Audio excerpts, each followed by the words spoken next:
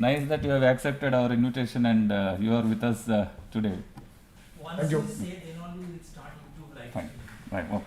Should we go live No, now? not now. At 9:30 sharp. Huh? It is 9:30 now. 9:30. Then we will start the second day proceedings. You can start the live streaming. Okay, we have gone live.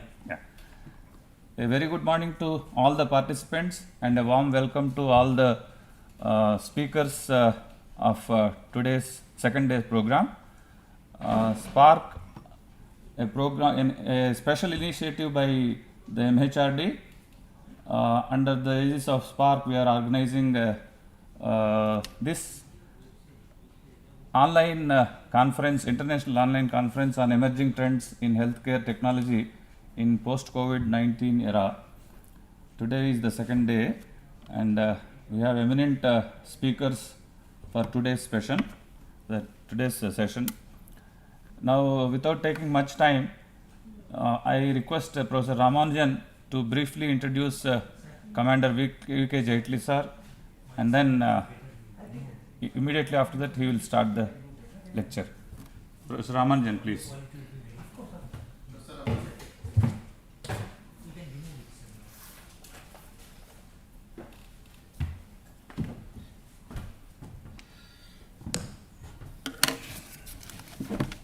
Good morning, everybody. So it's a great pleasure to be introduced Commander Jaitley. It's a great privilege and honor also because of you will come to know why when you hear him, and it's very great that he starts the first session so that the whole day goes well. So that is the idea of having him, and you will know how good our selection is by his performance. And in the screen you can see, that is on the screen on the right side, on to the left of Commander Jaitley, you will see in the left corner, top corner, you will see his book, We Can. So that is the motivational speaker that he is, because of that book is there. I'm sure many of you may have seen the book or heard of it or read it also. So I hope I followed some of his advice when giving this speech today. So I don't want to delay him because all of you are eager, but at the same time there are certain formalities that we have to fulfill. So I go through his biodata, I'll be telling you about it, and his biodata has this kind of a thing, I would say. It says sensitive to the needs of underprivileged people who live in slums, remote and tribal villages. So there are three parts to his career. One is his pre-job, his job, and finally his post-job. Okay? So in all three things he has had this thing connected. So when he was a student here, he did his B.Tech in 1979. In that period also he developed his leadership by having association with all these activities, and I'm sure he did all that in the Navy. And he did his M.Tech also. Then in his post-job, he did many things. He was connected with motivation, he was connected with advising, he was an author, he was a consultant, he is a board member, and so on. Now let me tell some more details. So he was from Jammu, and then he came to IIT Kharagpur for electronics, and then he was a student representative, plus he was a leader, and he got his degree. And unlike most of the people who started going to the US at that time, till 1975-76, very few people from US went to India went to the US for higher studies. But after that there was a flood, and by the 90s there was hardly anybody who used to join in India. And in the 90s it became worse. But he was not like them. He joined the Navy, and in the Navy it's very difficult to survive for a long period. In the armed forces, it's not like this, you stay till retirement. If you are not good enough, you get voluntary retirement early. But he was continuously active in the Navy. He was in INS Virat Navy. Then he came for his M.Tech to IIT Kharagpur. He got his degree. Then he was an electronics man. He implemented LAN out there, computers and electronics.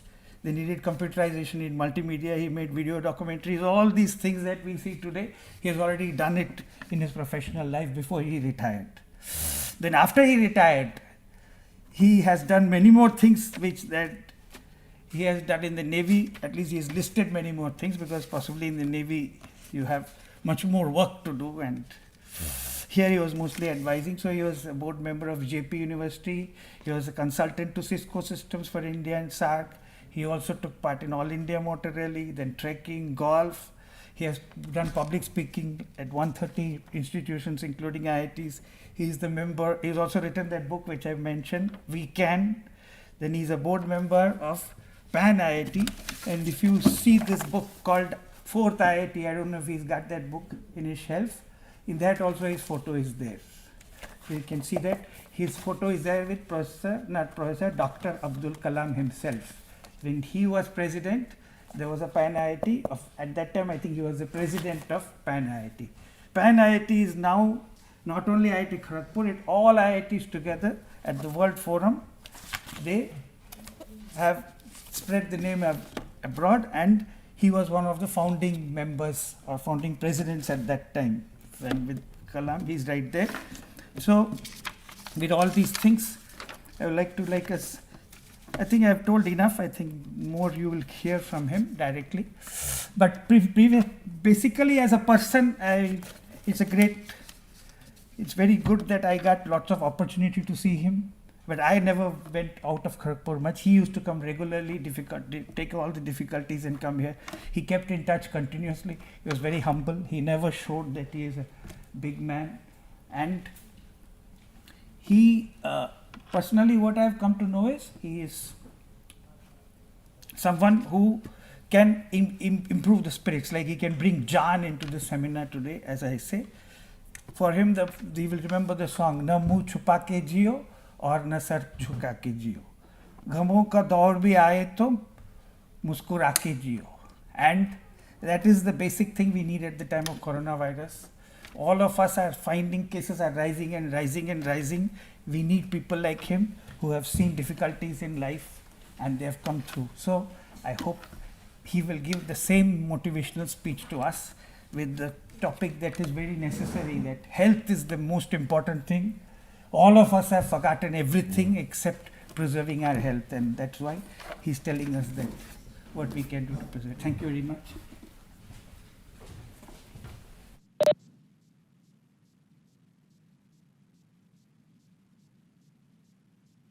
Thank you, Professor Ramanujam. It's so nice of you. I'm really glad that whatever you said, you have said, in fact, much more than what I actually do. And one of the example is that I was the founder board member of Pan IIT, but I was never the president of Pan IIT. Okay, so I thought I'd just clear that. Okay, guys, thank you very much. Today I'm going to talk about positive attitude, the miraculous medicine which is Let's Explode. Yes, it is the miraculous medicine. I'm sure many of you must be agreeing with me, and when I move ahead, you will agree more and more with me. Let me start with a story of one, eagle, or the eaglet, in fact. It just fell down out of their complete tribe and landed among the chickens. It was a small eaglet. So it grew up along with the chickens. And the way chickens, they fly from here to here, they just jump from here to here. So this eagle also, as it grew, it also just started jumping like those chickens only. So one day, the full flock of the eagles was going in the sky. And then the king eagle, he just looked down. Their eyesight is very, very sharp. He said, hey, one among us is just playing around those small chickens. He said, there is something wrong. So he told the other guys, you continue. I'm just going to talk to this chap. So he dived down, came to that eaglet. Now it has grown up quite a lot. He said, hey, what are you doing here among these chickens? He says, I'm also a chicken. He said, hey, come on, you are not chicken, you are eagle. Just look at the sky, the way they are flying in the sky. Come, fly with me. He said, hey, I can't fly. I can only jump from here to here, here to here. That's all. He said, hey, come on. But still he wouldn't. He said, okay, just try to jump from here to that wall. He tried and he could. He said, now from this wall to that tree. He just tried and he could. He said, see, you are the eagle. Now confidence was building up. He said, now fly from this tree to that tree. And he could do that also. He said, you are the eagle. So now come and fly with me. And then the eagle started flying along with that, the king eagle. Many times it happens, we lose our confidence, what we are. We can do wonders. God has given us so much of power that can-do attitude sometimes goes missing. We get into depression, we get into all sorts of problems, and that is the problem with most of us, I will say. So if we realize our strength, it is immense. It is immense. Like you have seen the iceberg, 10% of the iceberg is seen and 90% is hidden. Similarly, we see most of the time only 10% of us. Our 90% of the energy is hidden. So if we realize that 90% energy, things will change. Now, the positive attitude has got a lot of power. This positive attitude can give rise to positive thoughts, and it will always give rise to positive thoughts. And those positive thoughts will result into positive actions. And once you keep doing positive actions again and again, they become your positive habits. And the moment they become positive habits, you start getting positive results. And that is the beauty of positive attitude. And once you get into positive attitude and start getting positive results, you achieve healthy life.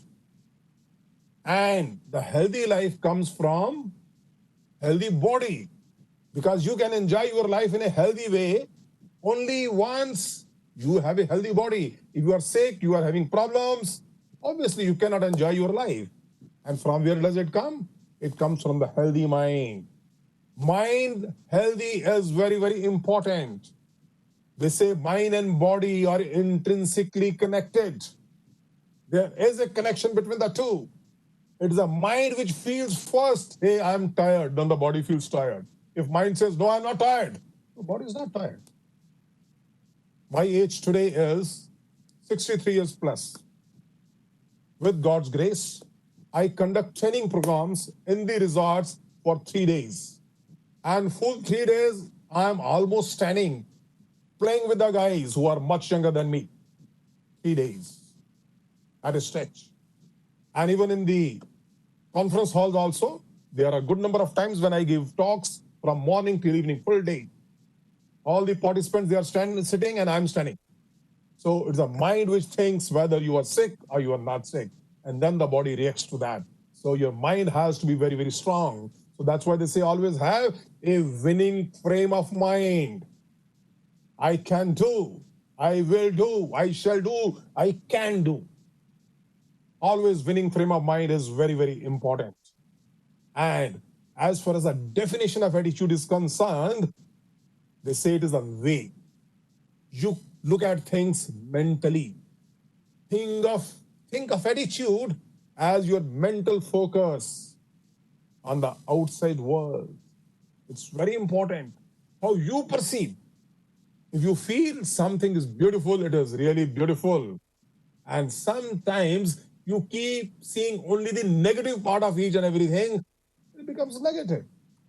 I think most of you may have heard that story of a professor who gives a blank sheet to the guys. There was a small black dot. And he said, just guys, write down something about it, what you see. Most of the people in the class, why most? In fact, everybody, wrote about the dot, the size of the dot, the location of the dot, whether it's at the center or the side or whatever it is. Just focus on dots. You forgot to focus on the remaining blank sheet, where a scenery can be made, where a painting can be made, where a poem can be written, where an essay can be written, so many things. So it is your mental outlook, how you look at the things in this world. That is how things happen.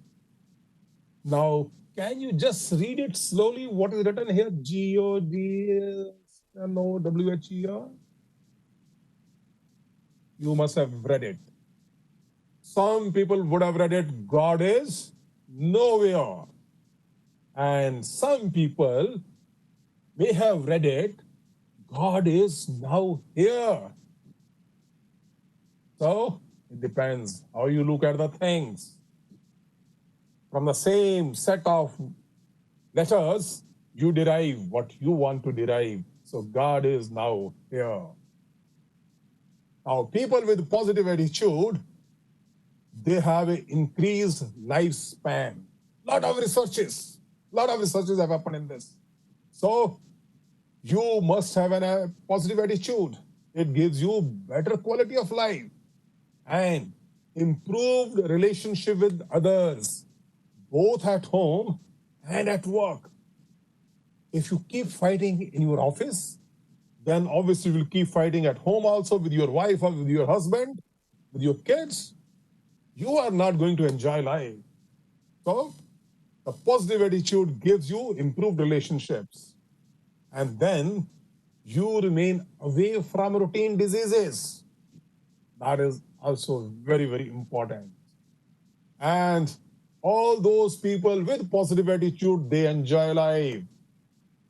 I think that is the most important thing which each one of us, from our heart we feel we must enjoy life. But many times we don't know how to enjoy life. So let me tell you, it starts with positive attitude. And people with positive attitude, even if they get sick, they may have the pain, but they don't suffer. Because one can get sick. It's not that one can't get sick. Problems can come always. But then, despite pain, they don't suffer. They take it as a part of life. Positive attitude helps them enduring that pain also. Happily, I have got a friend, Major D.P. Singh. Major D.P. Singh fought in Kargil War and fought bravely. His legs were amputated with a blast. So he was in the hospital. People gave up that he may not even survive, but he survived. And he tells, when he opened his eyes and he found his legs missing, it was a big shock for him. But then he said, I am to come back. And Major D.P. Singh, if you go on Google, you can find out, today he's a marathon runner. Marathon. And in one of the gatherings, he was a speaker, he's a good speaker also. He said, guys, anybody in the audience can compete with me in marathon with legs amputated. So positive attitude is wonderful. And people with the negative attitudes, what will happen to them? They will suffer and suffer. So say goodbye to negative attitude, guys. Never let it happen. Get it into your mind. That is very, very bad. Negativity blunts your common sense too. Now, here is a story or an incident. At a nursing home, a man carrying a baby wanted to weigh the baby in a scale. The attendant said, our baby weighing machine has gone for repairs, but we can weigh the baby on the general weighing machine the attendant offered. Oh my God, how will you do that? The baby can't stand, asked the man. And simple, the attendant said, we do it all the time. The father stands on the weighing machine with the baby. Then he stands without the baby. So simple. Oh, it won't work. Said the man looking disappointed. Yeah, why are you looking disappointed? He says, why? He said, well, you see, I am the baby's uncle and not his father. So, दुनिया में ऐसे लोग भी होते हैं with so much of negativity into their mind, they think why things can't be done. You go to offices, go to electricity office, go to water office or some government departments, the first reaction in most of the cases, in case of government employees is, Oh, it can't be done. It can't be done. We can't do this. We can't do this. Hey guys, come on. We are being paid. Let us be yes men in this respect. Yes, we can do. Even if there is a problem, let me look into it. How I can sort out your problem. Let's have positivity all around. Let's spread positivity as officers, as the senior positions, or even a clerk at the window. Suppose I'm supposed to be doing a service to the people. My first reaction should be how I can help the person on the other side. Helping attitude. That should be. And that is the positivity. Now, to do all this, it's very, very important to have effective communication. Effective communication, you should have what they say, free, frank, and friendly communication everywhere. Free, frank, and friendly. Remember these three words. And if you have this type of free and frank, friendly communication, what you develop? Teamwork and collaboration. Because teamwork and collaboration both are important. Very, very important in life. So, teamwork and collaboration both. That comes from free, frank, and friendly communication. And there is another formula for effective communication. And what is that? Accuracy, brevity, and clarity. Whenever you communicate, whether in writing, whether in SMS or email or WhatsApp or in written, wherever it is, always accuracy. That means whatever you communicate should be accurate. It should be in brevity. That means shortest form, shortest chota, and clarity. There should not be any ambiguity in whatever you communicate. That is very, very important. And I said collaboration. Now, collaboration is a process for maintaining and developing professional relationships to maintain people's health. I'm talking about the health of the people now, which involves mutual trust and joint decision making. Now, you see on this right side, small p is written. Now, that p is for the patient. Now, that patient can gain or that patient can survive or get the benefit if there is a mutual collaboration between doctors, nurses, and the other medical staff. All the three should have collaboration, and then the patient gets the benefit of that.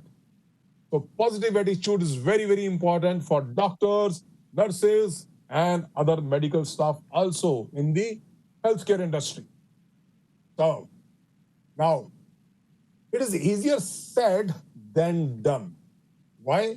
Because sometimes these medical staff people, they come under so much of stress, so much of workload.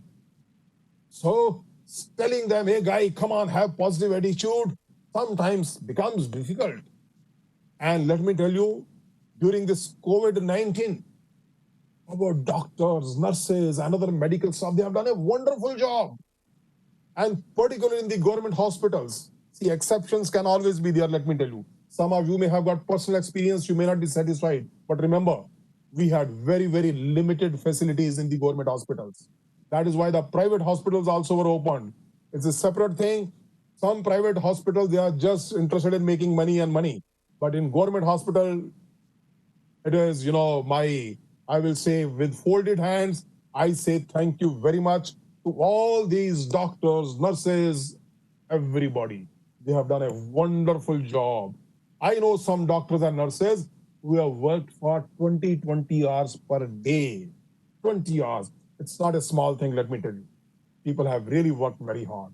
So I bow to all these great people, and I wish God gives them the strength to continue to serve the humanity. Now, we want teamwork, collaboration, and definitely positive attitudes. Now, the doctors and nurses, these two are the most important. Of course, the other medical staff is also important, but if there's a conflict between the doctor and the nurse, it is a patient who suffers. So the total collaboration between the two of them is very, very important, understanding. And that is possible if both of them, they have a positive attitude. And let me tell you, positive attitude is infectious. It spreads. So you start getting positive medical results for whom? For the patients. And you are able to infuse that positive attitude into the minds of the patients also. Now, the places where you have got ineffective relationships, what happens? They say 60% of the medical errors are blamed on the ineffective relationship between medical team members. 60%. And good number of mortality cases in ICUs also point fingers to this aspect only. And 37% of the medical errors are attributed to ineffective verbal communication. Now, these are the problems you come across if there is ineffective relationships among the medical team members. And so what we need doctors with positive attitudes, we need nurses with positive attitudes, and we need all the other medical staff, including the ward boys, etc., the maid servants, and those people, those who help, all the helping people. Everybody with positive attitude.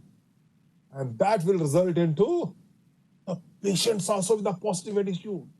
Patient should get the confidence, yes, I have come to the right place. I will get well here now. However serious he may be when he enters the hospital. Now, once it happens, they get early recovery. And once the recovery is early, they develop a faith in the medical system, in the health system of that particular place. And that is what they are for. So, it is very, very important. It starts with the positive attitude in the minds of nurses, doctors, and all the medical staff. Very, very important. And what do you do with such type of hospital staff? There are places, let me tell you, where you find such people, and somebody is very full of anxiety, and somebody is having too much of fear in his mind, and somebody himself is depressed. How can a doctor who himself is depressed or sad, he will infuse that confidence into the mind of the patients? And then somebody is burning with anger. Yes, it happens. Now, if this is a possibility or this thing happens, what will you do? Now, all people who are such type of people, they will in fact convert even the healthy people into patients. So, may God save you from any place, any nursing home where the doctors, nurses, and the other staff is like this. And let me tell you, there are places where the doctors, nurses are very good, excellent. They welcome you with a cheerful smile, and they put confidence into your mind that, hey, guy, you will get well. But there are places where such people are also there that you feel, hey, man, yahan to chance hi nahi hai, theek hone ka. Now, I'm sure many of you would have seen Munna Bhai MBBS. And it was, I will not call it copy, but yes, the idea was taken from an English movie, Patch Adams. If you haven't seen these two movies, particularly those people who are in the medical profession, they must see. Whether you are a doctor, whether you are a nurse, or you are a ward boy, anybody, you must see this movie. It's great. It's great. And I really liked both of them. So, excellent. They have shown what happens in the medical profession. Sometimes the doctors, they feel he is not a patient. They just treat them like bodies. They say, you have to just treat him, give him the medicine, do the operation and all that. You don't consider they are human beings with feelings. They are not machines. So this is what is required. They must feel. They have a heart. They have a mind. So they should treat them. So both these movies are excellent. If somebody has not seen it, please find some time to see it. You will love them. So, in order to produce people of this type, what you see in these two movies, we need specific medical staff training. So, they do need training about the profession. There is no doubt about that. But in addition, we need to sensitize them about pain of the patient, pain of their family members. pain and also about the communication issues. Many times the doctors or the nurses, they just disclose some bad news to the patient directly. In a blunt manner, what you say, it should not be done. And they should be trained that the quality of life of the patients is also very, very important. They should be taught empathy, that if I was in their place, how would have I felt? Empathy is very, very important. I'm sure all of you know the two words, sympathy and empathy. Sympathy is just feeling pity on somebody, while empathy is putting yourself into the shoes of others and then thinking, oh, how it will feel to be in that place. So guys, our medical staff needs to be trained in empathy also. It's very, very important. And in addition to that, they are also human beings. Let's remember, they have their follies. So they have to be taught, guys, life is like a camera. Just focus on what is important and capture the good times. Develop from the negatives.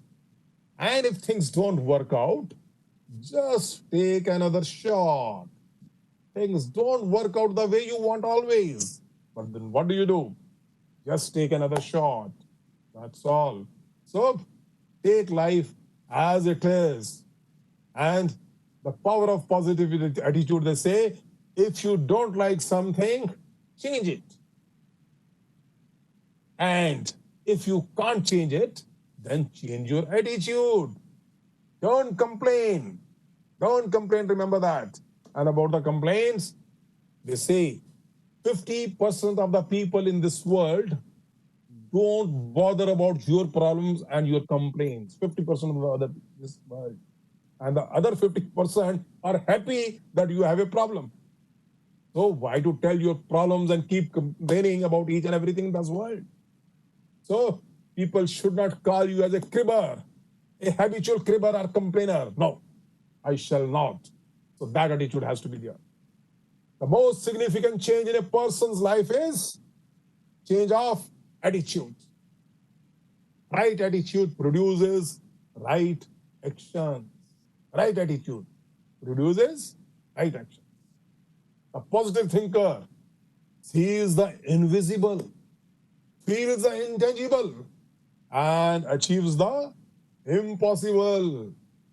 Now, here is a book, Norman Cousins' Anatomy of an Illness. A beautiful book. And I think there's a movie also probably on that. Now, this gentleman, Norman Cousins, I don't know if some of you have already read it also, quite possible. He was a great journalist. And he was, in fact, the editor of Saturday Review in US. In 1964, he happened to go to Russia. And he had a very busy schedule. And probably he must be having a lot of stress also. One meeting, second meeting, third meeting. He was a big man. He got almost 50 honorary doctorates, 50. So a big man. When he came back, he had severe spondylitis, severe pain. He was not able to get up. He was just lying on the bed. The doctors told him, hey guy, you are gone almost. You are not going to live more than 6 months. And what are you having is they diagnosed the problem. What was the problem? Ankylosing spondylitis, they said it. And he said it's a degenerative disease causing breakdown of collagen. Now, breakdown of collagen means it is that so-called, abundant amount of protein which your body has, your skin has, your bones has. That protein is missing now, or it has decreased quite a lot. And you are not going to survive more than 6 months. Now, this protein, this gives the strength to the body, to stand, to give the strength to stand and then walk and all those type of things. Otherwise, the body will disintegrate, you can use a word. So, he was bedridden. And the doctors told him, but he was a man with a lot of positivity. He said, nothing doing. I'm going to survive. He had a hotel room just opposite that hospital across the road. And he told the doctor, I'm staying in so-and-so room. And what did he do? He was just on the bed, remember that. He ordered a number of comedy movies, full of comedy, full of laughter. And he used to see them day and night and laugh to glory, laugh and laugh, which started even giving some pains to his belly also. He was laughing so much. And then he says, every time I laughed 10 minutes, it gave me 2 hours of peaceful sleep, which even the strongest medicines were not able to give, because he was having body pain also. So he started just seeing that. And within a few days or a few months, he started feeling a little bit better. After 6 months, he was able to stand. And after 2 years, he was back on his job. Now that is the strength of the positive attitude. But that has to be followed with some action which he did. And somebody in fact told me he started taking a lot of vitamin C also. Somebody advised him. He was taking vitamin C and then laughing to glory, watching comedy movies all day and enjoying life. Now, here is one shloka from Bhagavad Gita. Bhagavad Gita, the eternal message from Lord Krishna, which says, Matra sprashastu konte shitoshna sukha dukhada agama payano anityastansti shtva bharata. It means, O son of Kunti, that is Arjuna, the non-permanent appearance of happiness and distress and their disappearance in due course are like the appearance and disappearance of winter and summer season. This is the cardinal principle of life. They arise from sense perception. O Srijana Bharata, one must learn to tolerate them with humbleness without being disturbed. Like winter and summer, they come. During winter, you may have got snow, minus 20 degree temperature, minus 10 depending upon the place, and the summer scorching heat some places. But then, don't get bothered. They just come and go. After every night, the day is going to come next day after 24 hours. So similarly, problems do come in life. Face them. Face them. Don't get perturbed. So just accept it as a part of life. That continues. Don't worry. And remember, guys, our economy also follows the same path. Sometimes up, sometimes down. Ups and down cycles are there. So presently, COVID-19 is still on. Yes, it's really creating havoc. Economy is at its worst level. Mental health hazards are going to increase, there is no doubt. In India, they say there are 56 plus million people who are suffering from depression. Another 38 plus billion are suffering from anxiety disorders. So what do? Nothing, just accept it. It has come and it will go away also. As per WHO, 1 in 5 employees in India is said to be suffering from workplace depression. Why? Bring positivity into your mind and say, hey, guy, I'm going to say goodbye to this depression. That's what I want. So, economic impact. Estimated cost to global economy is US $1 trillion per year as a cost of productivity. Globally, an estimated 264 million people are suffering from depression. Now just imagine how much there's a big requirement of the people who can spread positivity and positivity and positivity everywhere. And if they make an effort, they say every $1 invested for treatment for common mental disorders, there's a return of US $4 in improved health and productivity. So it is worth making an effort in schools, colleges, in companies, hospitals, everywhere to invite people who spread happiness. I'm glad that IIT Kharagpur has got a center of happiness. And they have started talking to students and the teachers. Hey guys, come on, be happy.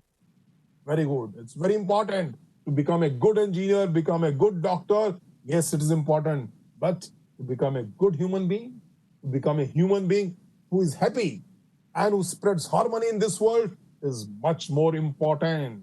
And guys, the positive attitude, which I say is the miraculous pill that can transform your life, there is no doubt in my mind.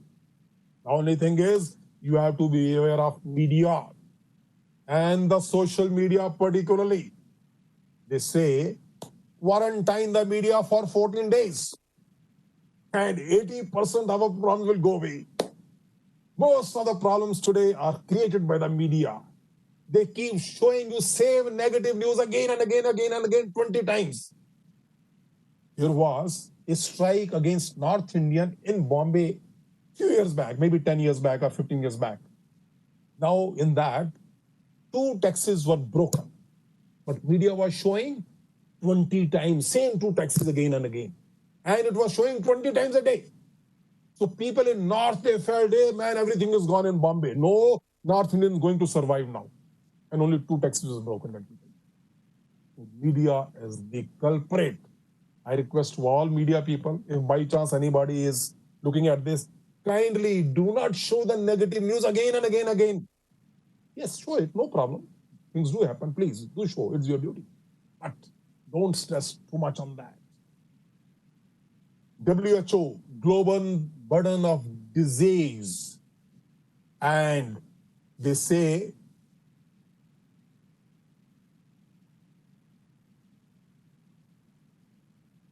sorry guys, mental disease, including stress-related disorders, will be the second leading cause of disabilities by the year 2020. So we must be aware about this mental disease. We should not let it come. Now here look at the left side and the right side of the screen. Left side, you have got dishonesty, complaining, selfish, regret, fake, superficial, ego, self-centeredness, violence, ignorance, indecisiveness, impatience, inferiority. On the right side, you have trust, giving, forgiving, motivated, gratitude, passionate, happy, inspired, loyal, selfless, kindness, diligent, responsible, supportive, peaceful. So the tree of your life will also blossom if you follow the qualities given on the right side of the screen. Say goodbye to the qualities on the left side, follow the qualities on the right side. So that is very, very important. Embrace change. Only then you will move ahead. And when I say embrace change, remember, the only person who always likes change is a wet baby. Most of us resist change. Why should I change? Things are happening okay. I should continue that. Why should I change? So they resist. It's unfortunate. But we should not. Remember, every change challenges you. It challenges your paradigms. It alters the way we think. It makes life more difficult for a while. It causes even stress for some time. But change is an ongoing fact of life. Just embrace it. Accept change gracefully. And here are some tips for building positive attitude. And one of the tips is smile. And then converts that smile into laughter. May I request everybody, even if you are putting the mask, just laugh out.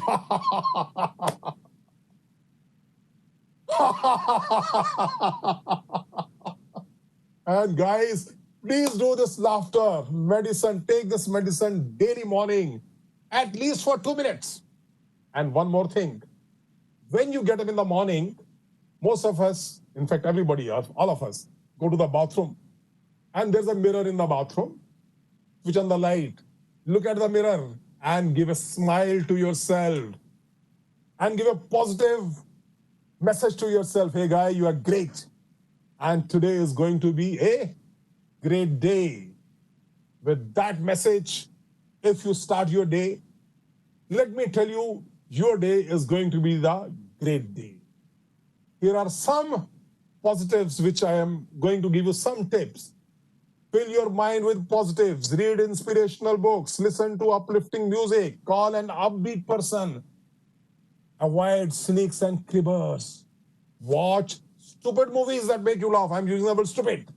Sometimes You watch serious movies also, it's okay with a message. But even the stupid movies, let me tell you, which make you laugh, are good. Daily, when you go to sleep, write down or at least think in your mind 5 wonderful things that happened to you today. Think just before going to sleep. There may be something negative also may have happened. Don't think about them. Even if that thought comes to your mind, say, it's okay, yeah, no problem, it's fine. Affirm yourself about the past victories you had. Congratulate yourself on the good you have done and will do. And refuse to let any self-doubt enter your mind. Just tell yourself over and over, I am filled with confidence, I am competent, and I am a valuable person. Give this suggestion to yourself again and again. And when you make a mistake, learn the lesson in that mistake and laugh at yourself. Hey, guy, just don't do it again. You may have some doubts about yourself, but literally, consciously, fill yourself with positive affirmations. Think only good things about the people. Don't allow ill thoughts to enter your mind. Look for something you like in everyone you meet. Sometimes you're working with some very difficult people. No problem. Simply see these people as giving you an opportunity to learn patience and practice assertiveness. Guys, I'm just coming to the end of my presentation now. Speak only positive words and positive about everything, your job, your customer, your manager, your employees, children, health, and your future also. Go out of your way to talk optimistically about everything, even the weather. Don't crib about the weather. You shall not talk negative words about a person who is driving too slow and causing traffic jam. Just say in your mind, looks like a learner, and smile at him. Just ignore. Refuse to use a loser's language.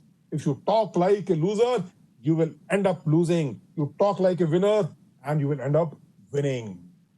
Guys, choose positive living. And it starts from your attitude. That will change your thinking, and that will change your behavior. So the choice is yours.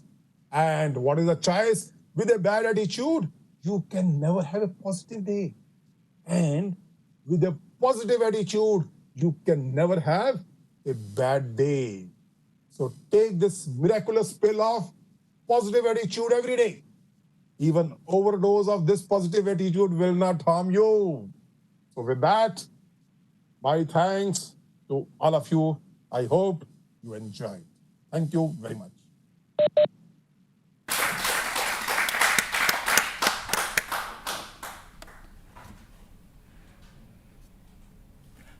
Thank you, Commander Jetli. It was a very delightful lecture, and I think we're a little behind time. So let me just briefly tell you 2 questions which have come, which are important.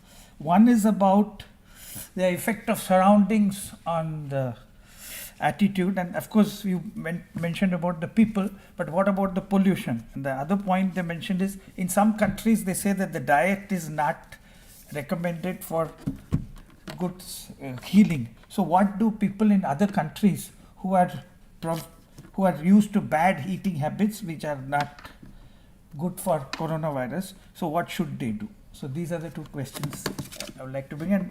First question is the effect of the surrounding. Next one, please repeat. The next one is about that different countries have diets which are not good for health. Like some countries habitually have bad food habits. So what should they do?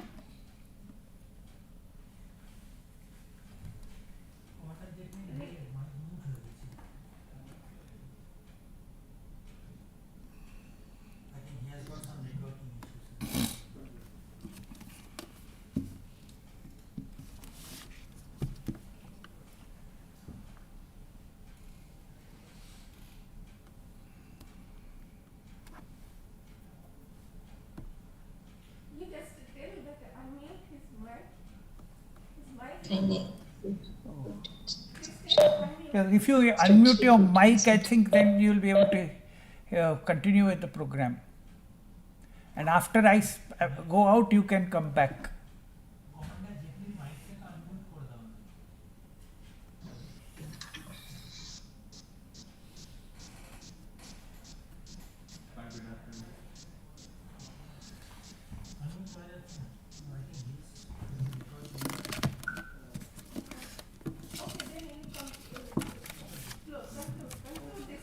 Okay, so thank you very much. We had some technical issues.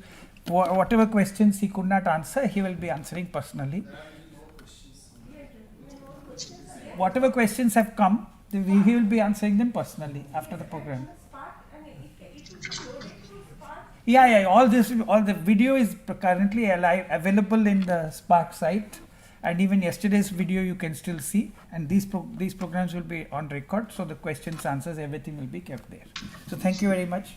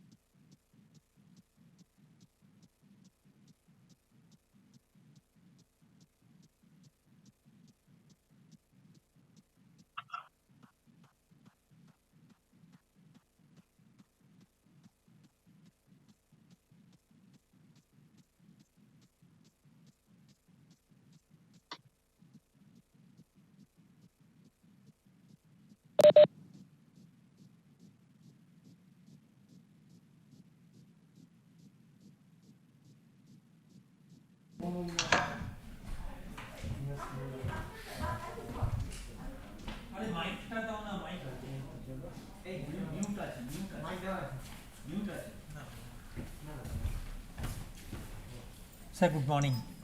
Good morning, good morning. Sir, will you be having presentation?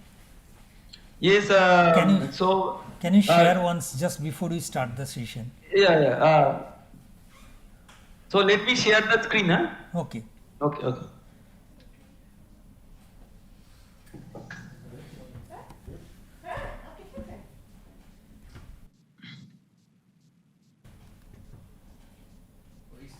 Okay, sir.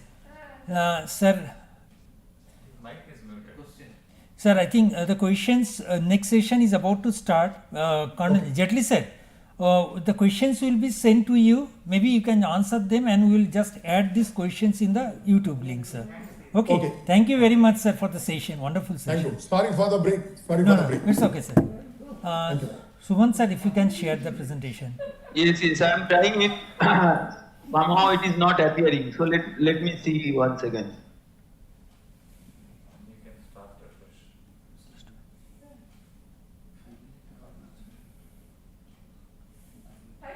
Yes. Jetli sir, you can just switch off the camera, sir. Yes, we can get it. We are getting. Sir, we are getting. Can you stop the presentation? I'll just check one more candidate. one more speaker before we start the session, sir. Okay, so this is loading, right? Yeah, this is loading, sir. Okay. Okay, so I will stop sharing. Yes, sir. I'll just check one more speaker's presentation before we start the next session. Okay, sir. Okay. Okay.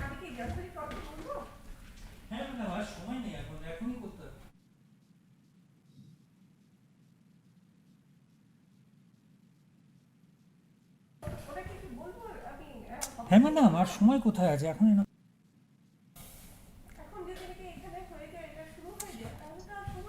Madam আপনি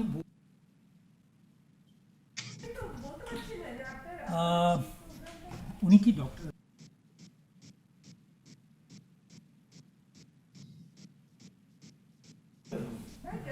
May I request Dr. Jasbir Kaur to share the presentation? She can start the. Can you start the camera? Switch on the camera and share the presentation. Dr. Jasbir Kaur. Share your presentation. It is announced. It is getting announced. So please switch on your camera. Can you kindly switch on the camera and share your screen? Testing. Not just for testing. Just for testing. Just for testing. Yes. She is pretty good.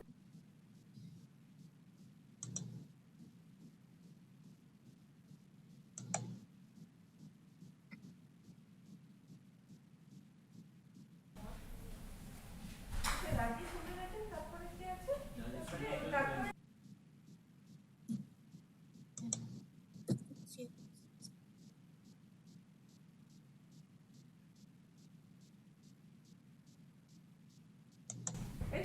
Madam, can you switch on? Yes, we are getting your camera view.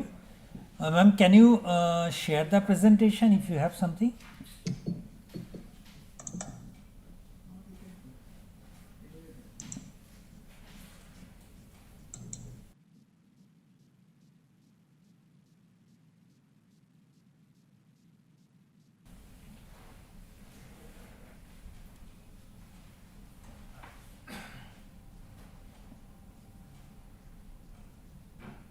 Yes, ma'am, we are getting. Yeah, we are getting. Voice is clear? You can make it full screen and go to the next slide so that just see whether the transitions are taking place or not.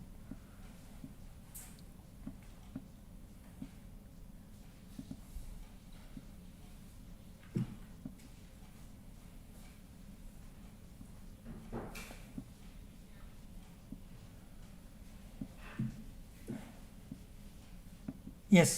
Can you go to the next slide? Just check once. Yeah. Yes, fine.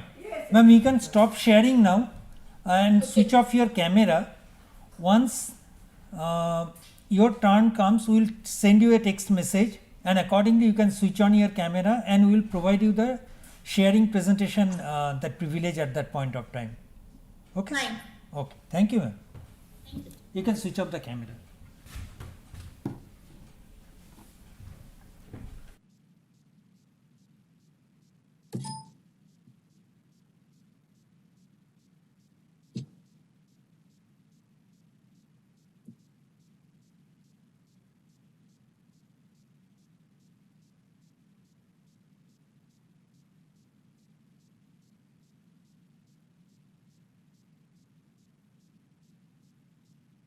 এখনই শুরু হবে?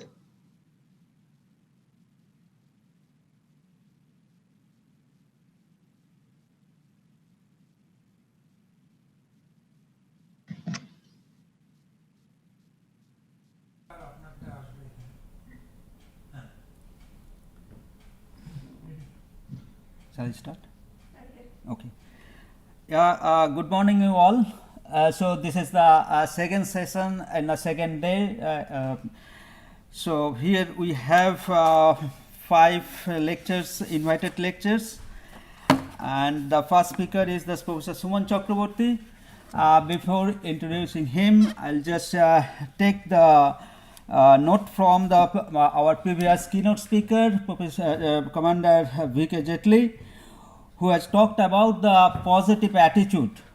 And here in this session, in the first talk, we'll say how this positive attitude has transformed, or the technology has been evolved for the benefit of the humanity. And just I'll take a few seconds time. Here we all have used from the school levels the Wattman filter papers, very common to all of us, and how this paper, very simple Wattman filter paper, can help in developing a technology which is very utmost in today's pandemic era. So let me introduce Professor Suman Chakraborty. He is a professor at the Mechanical Engineering Department of the IIT Kharagpur, and he is the Institute Chair Professor as well as the Dean Sponsored Research and Industrial Consultancy. We are fortunate enough to have a Professor Suman Chakraborty as the head of our School of Medical Science and Technology, as well as he was the Chair Professor of the Indian National Academy of Engineering. His research interest is the microfluidics, micro-nano transport processes, including their theoretical, computational, and experimental modeling, and encompassing the underlying fundamentals as well as the biomedical and biotechnological applications. He has many prestigious medals and other things, like he is the Shanti Swarup Bhatnagar awardee and also the youngest fellow of the INE, fellow of the Indian National Science Academy, Indian Academy of Science, as well as he is the recipient of the Indo-US Research Fellowship, Scopus Young Scientist Award, Alexander von Humboldt Fellowship, and many more in his list. He is bestowed with the Fellowship of the American Physical Society, Fellowship of the Royal Society of Chemistry, Fellowship of the American Society of Mechanical Engineering. He is the visiting professor at the Stanford University also. In 2018, he got the prestigious J.C. Bose National Fellowship. Okay. And he is also a consultant to the industrial houses like General Motors, Delphi, Intel, Tata Steel, ITC, etc.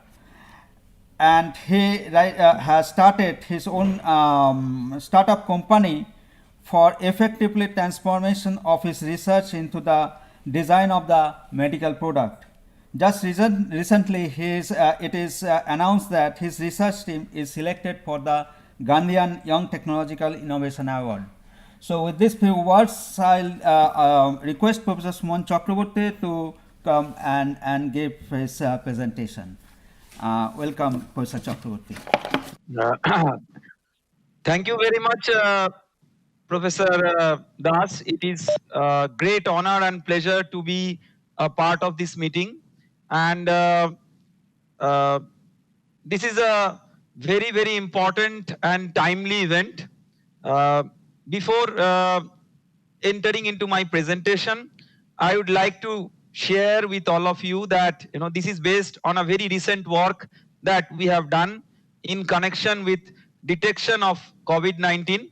So the presentation is of course very new, very recent, but I mean there will of course be certain incompletenesses because of the ongoing nature of the work, and I would like to present a broad overview of what is going on. So I would like to share my screen. Let me see. Just a moment.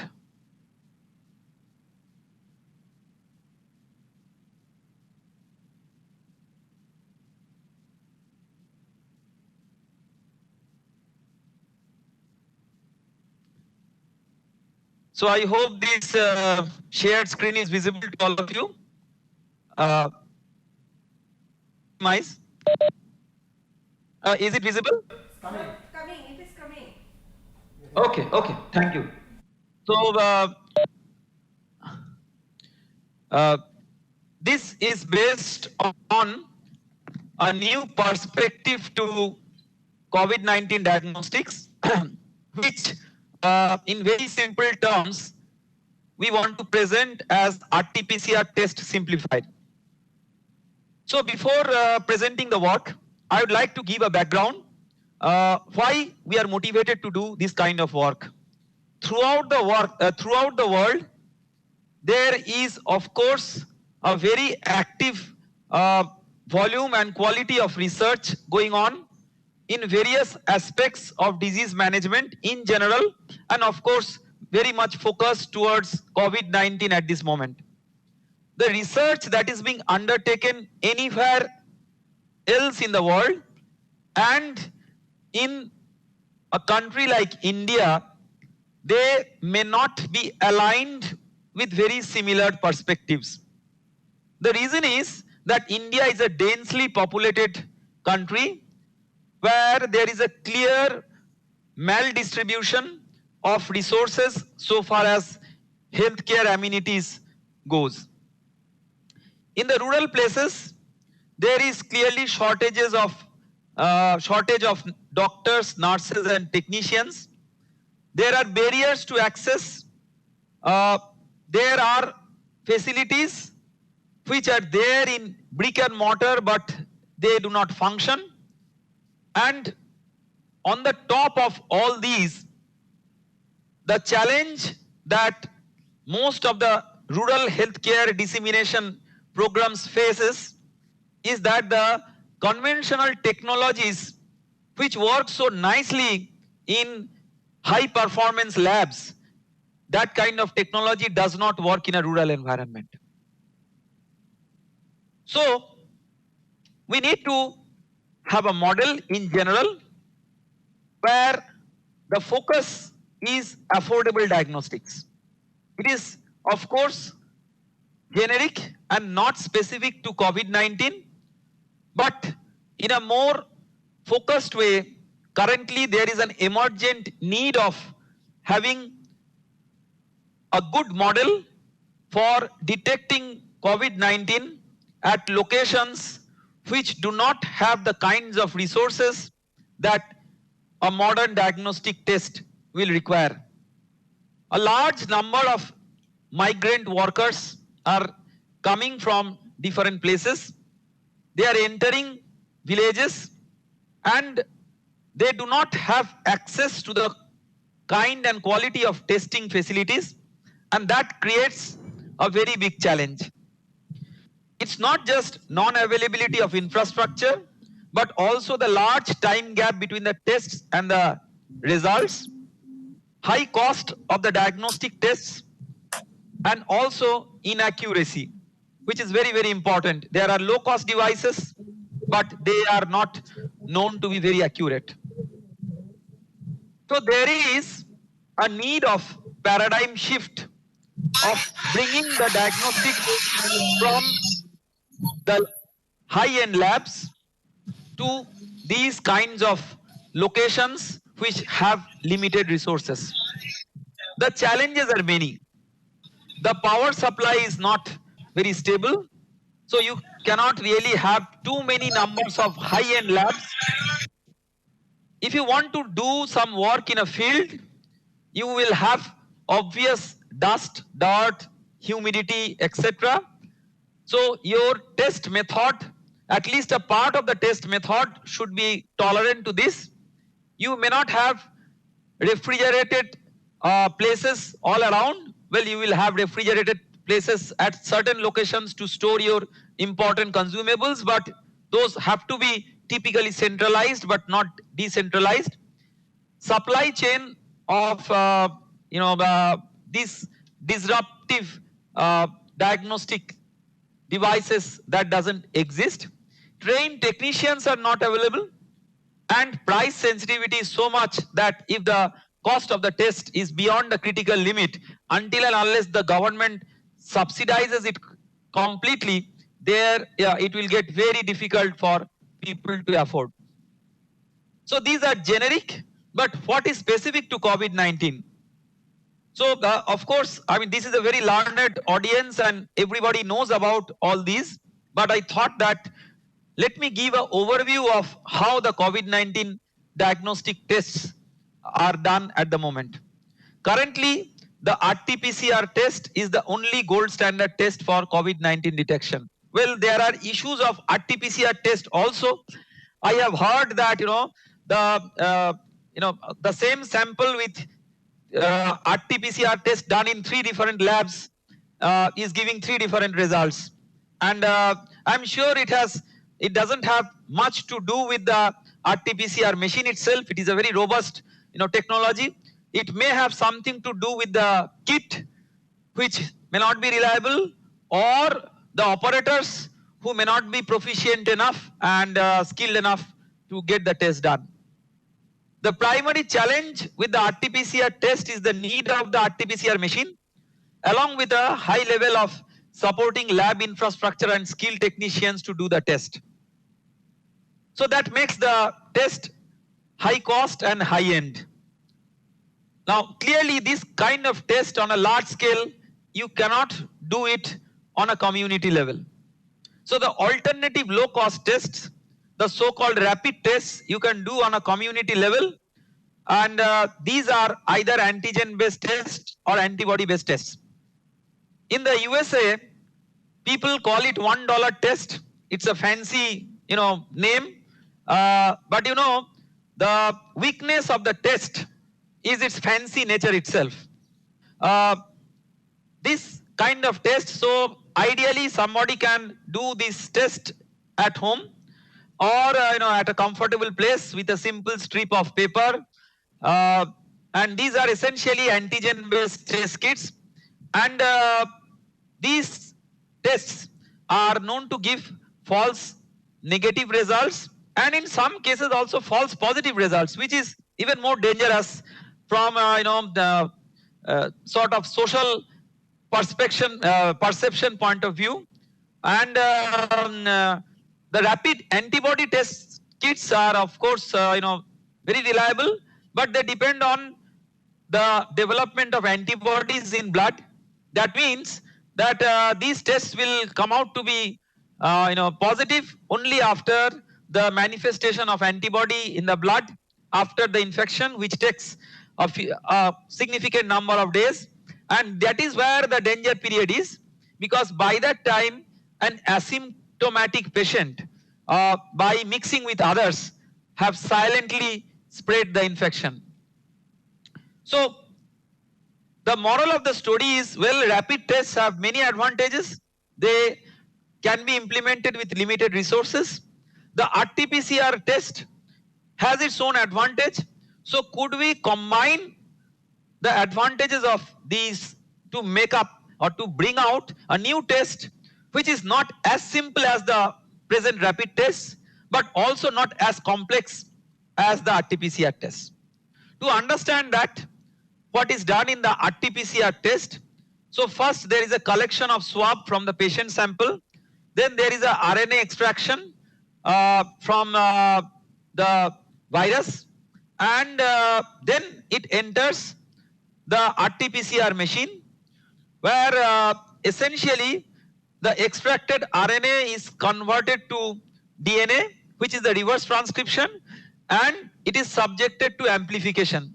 So large number of copies of the DNA is generated, and there is a optical detection system which detects the DNA and hence finds out the signature of the disease. So this is overall what is done. In this slide you see there is a step 3, which is the RT-PCR based detection. I want to give a pointer here that the test method that we have developed, the step 1 and step 2, we have not disturbed that at all, because we are approaching in a modular manner. We are of course are planning to enter into a research where we will also have a different disruptive way of handling the step 1 and step 2, but that is not the focus of the presentation today. So today I will concentrate on the step 3. So clearly the RT-PCR test, the RNA analysis part of the RT-PCR test, if it could be simplified, it could be wonderful, and for that there is already an established method in place which is called as RT-LAMP.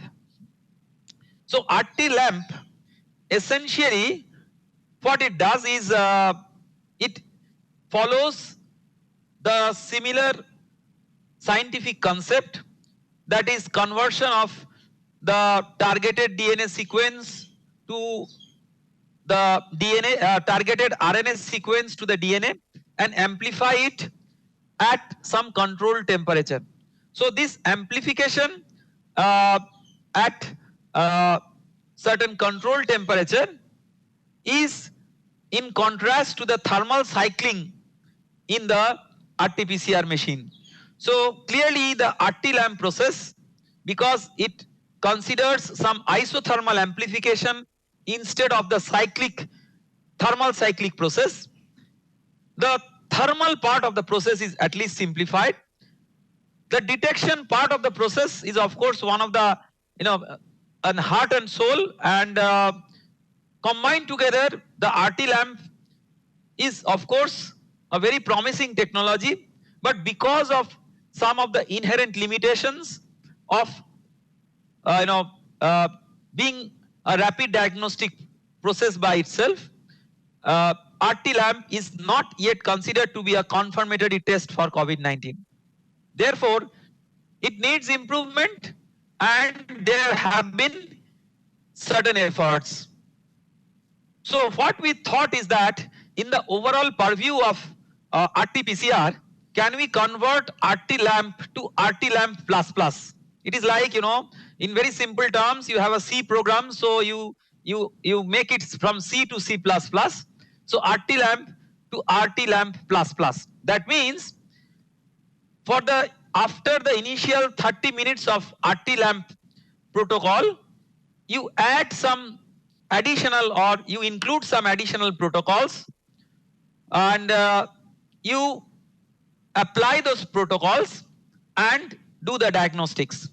So our innovation is, number one, to develop this method which is RT-lamp++, and to develop a machine which is a very low cost machine. It is disruptively simplified, where you can actually perform all the protocols very carefully, and then you can do the detection without requiring the RT-PCR machine.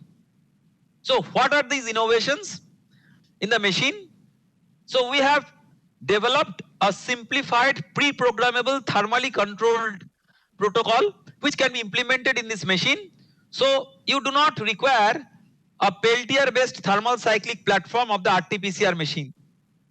Additionally, we have replaced the high-end optics of the RT-PCR machine with a low cost but highly accurate paper strip based detection unit.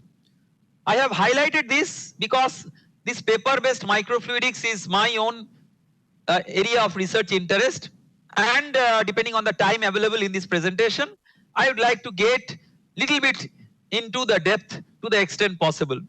As a third step, we have included a custom made smartphone app for analyzing the colorimetric signal that we get from the paper strip, which is just in simple terms like the pregnancy test kit, and the mobile app does the image analysis. You do not require any manual intervention for observation and interpretation, and you get the result of the COVID test in the smartphone. So the detection process from extracted RNA to the result dissemination takes around 60 minutes. You add another 60 minutes for the step from swab collection to RNA extraction. So it is expected that within 2 hours you get the test result. This machine is frugal. It can be made available via Make in India initiative at a disruptively low price as compared to the RT-PCR machine. It doesn't require any specialized lab infrastructure. It can be actually housed on a tabletop in a field, and then large number of tests in such low cost units can be done. So what are the essential steps here? I do not want to enter into all the details because it is IP protected, and in an open presentation it may be difficult at this stage. But broadly, the first 30 minutes is RT-lamp with the specific primers. The second step is the specific probing, which is around 20 minutes, which is the RT-lamp++. And the third step is detection on paper strip. and subsequent display in the smartphone. So in the detection, we essentially use paper microfluidics. Paper microfluidics is essentially about studying the flow of small volumes of fluid as they move with the aid of capillary action in paper pores. It is very simple to implement, but the physics is very complex because, as you can see in this image, that paper is actually randomly oriented cellulosic network where there are different pore sizes, and with along each pore you have a essentially capillary flow, where from a very simple point of view there is a balance between viscous force which resists the flow and surface tension force which drives the flow. There are simple models to explain, how the fluid advances in paper, and there are of course more complex models. I don't want to get into such mathematical models in this exercise or in this seminar, but my whole objective of presenting these to you is that on the surface it may look that there is a very simple piece of paper on which the diagnostics is done. On the back end there is a very complex physics, and there is a whole wide gamut of theoretical research that goes on. Those who work in paper microfluidics will know that there are different grades of paper. These different grades of paper are based on not only the average pore size but also on the pore distribution. If the pore size distribution, which is typically of the order of microns, and that is why it is called as paper microfluidics. This pore distribution is it is very random, but more uniform it is, the design is more reliable and you can use it for reliable operations. But then the cost of the piece of paper goes up. It comes as a part of the consumable as a test kit for each test. So the constraints are that you want high reproducibility of the results, which will come through controlled fluidic operations, but the price of the paper will also go up and the affordability of the diagnostic test will also go down. So we want a sensitive detection at an optimum cost, and that is one of the key things that people work on in paper microfluidics research. And at the end, when the research is done, this is the final thing that we come up with. So this is called as lateral flow assay. So lateral flow assay is very common for pregnancy test in done at home, but of course for such complex applications of the DNA detection, such a simple strip which is used for home pregnancy test cannot be used. Having said that, the essential principle is very similar. So you have a sample pad where you introduce the amplified DNA. So it is typically a nitrocellulose paper, glass fiber, etc. Then you have a conjugate pad, which is where the conjugation occurs. So what is the conjugation? So essentially these lateral flow strips are also very commonly used for antigen antibody reactions. So if you are testing an antigen, you may have some nanoparticles on which you have immobilized antibodies. So that will bind with the antigen, and that is called as a conjugation. And this complex moves, and this complex again binds to another set of analytes. You can see clearly that there is a test line and there is a control line. So in the test line there is again a complementary analyte. In the control line there is no complementary analyte. So actually the detection is done in the test line. The control line is just to give you an indication that this lateral flow assay is working. And there is a wicking pad which ensures that there is a capillary flow in this. So all these together forms the lateral flow strip. The complexity of the lateral flow strip as compared to any other paper microfluidic device is that the 4 sections that you see here are of ideally 4 different types of porous medium grade, including membranes. So you have to optimize those to get the best functionality, best quality result. So how this works? Once the sample is introduced, the sample pad acts as the first stage of absorption, filters the unwanted and transports the biomarkers to the conjugate pad. In the conjugate pad, you have say immobilized gold nanoparticles. So there will be a sort of conjugation, and the complex moves. It reaches the test line where the complementary biomarkers are there. There is a binding and the color appears due to concentration of the nanoparticle. What is very important is that while you speed up the flow in all the sections, you have to slow down the flow in the test section.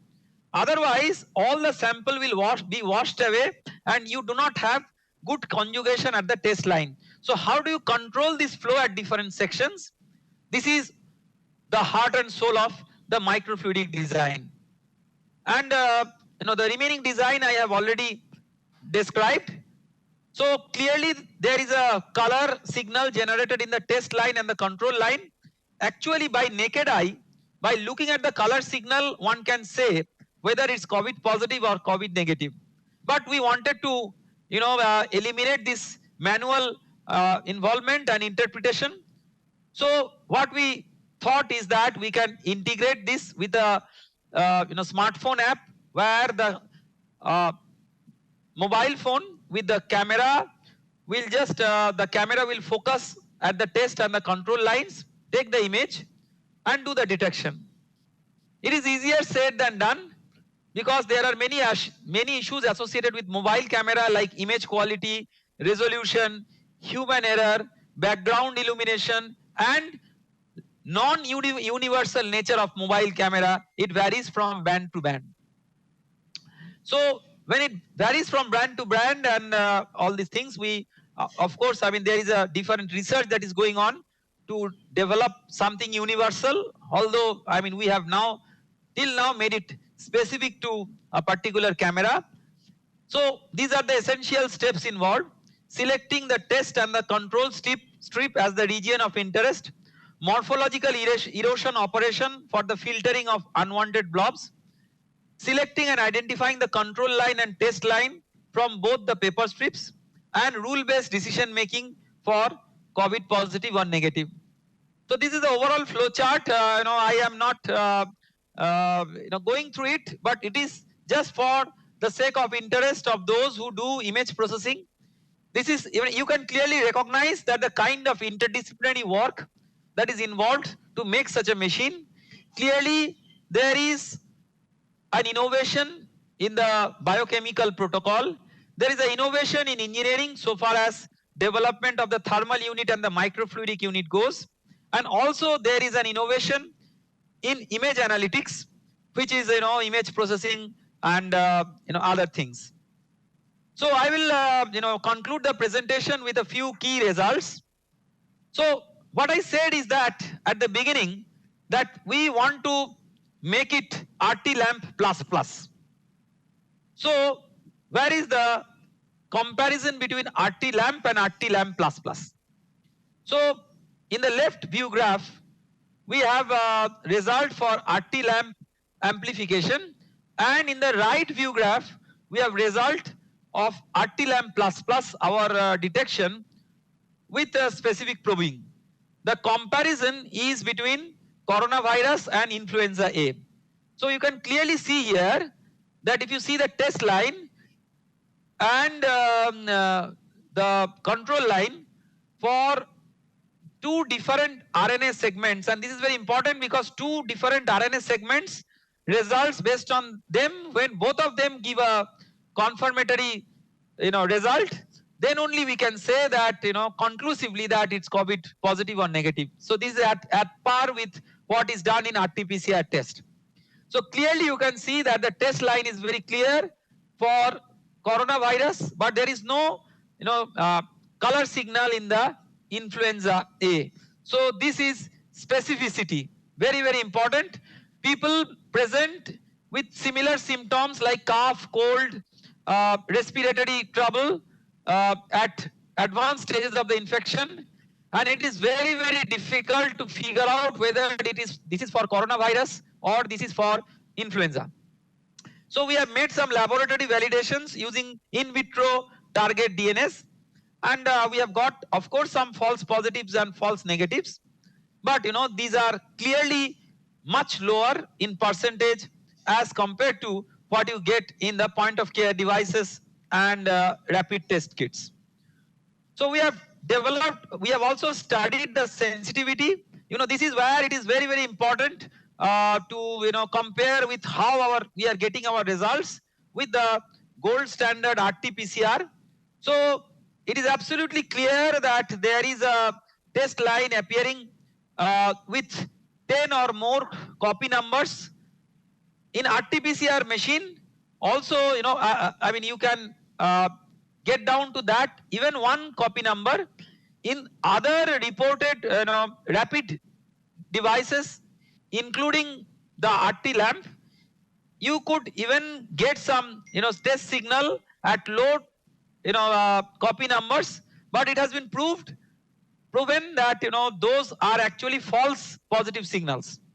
So that means you may get a signal at very low copy number, but it could not actually reflect the presence of COVID-19. That is very dangerous, because using such a rapid kit, a patient who doesn't have a coronavirus infection will get coronavirus positive. It creates social sensation.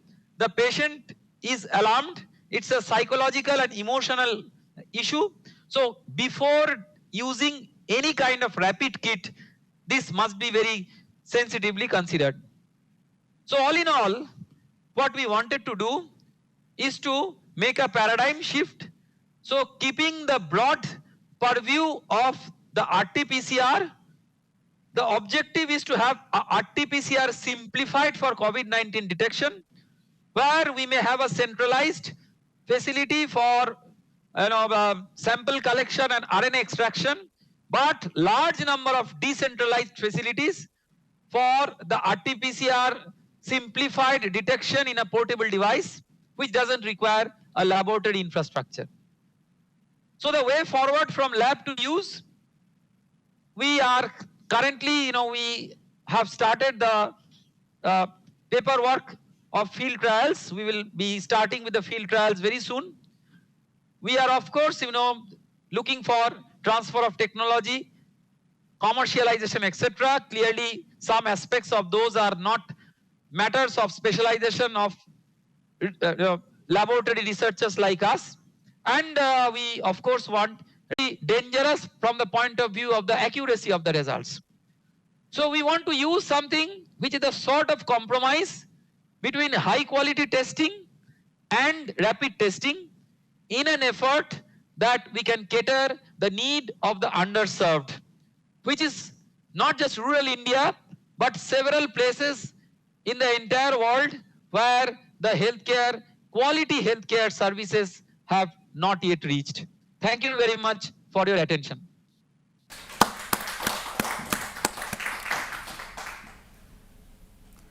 Thank you, Professor Chakraborty, for illuminating us with your basic and fundamental research that goes towards the COVID-19 detections in the rural areas. Actually, you have a couple of questions for you, but due to the shortage of time, probably the Spark team will send you all the questions, and you please give the reply, and that will be uploaded in the website. Okay, and let us give a big hands to Professor Chakraborty. Now, thank you very much. Okay, thank you. we have our next speaker ready on the screen. So I'll invite my colleague, Professor Santanu Dhara, to introduce her. Okay, thank you. Yeah, good morning or good afternoon or good evening, whatever may be, depending on the location. So let me introduce Professor Raji Sundarajan.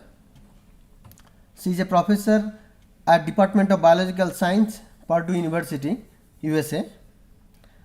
So Dr. Raji is a professor in the School of Engineering Technology Department at Purdue University. She obtained her initial training on electroporation at Johns Hopkins Medical School and has been doing research on electroporation for the past several years and has published well-received book Electroporation Based Therapies for Cancer from Basic to Clinical Applications.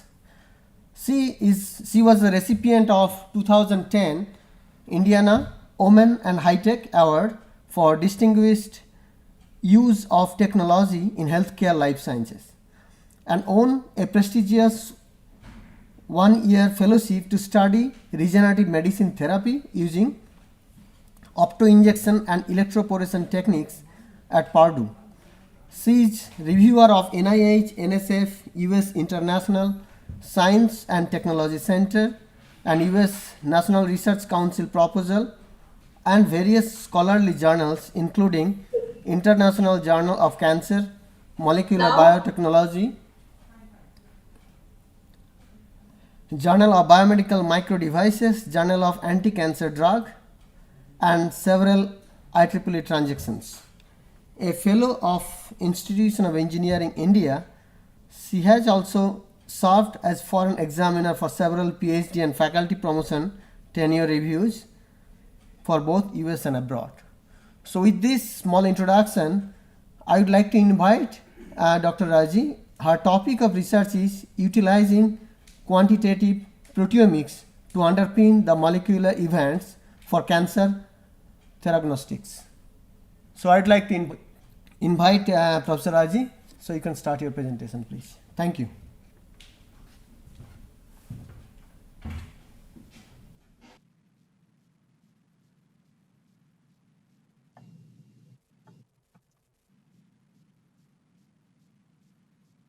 Do we see now?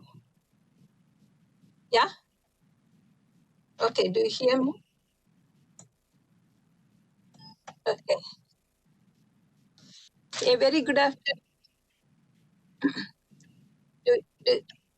Do you hear me?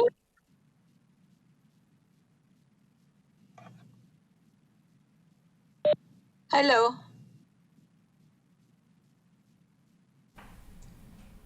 I'm not hearing. Yes, share your presentation.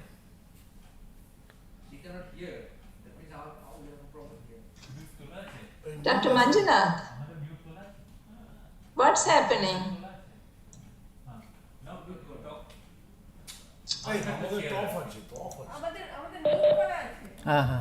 Okay. So kindly Yeah. share the presentation. Yeah, how do I do? Kindly share the presentation. Share. Yeah, yes, coming. Now? Yeah. Please make it full screen. No. Yeah, full screen, please. Yeah. Presentation, slideshow mode. Yeah.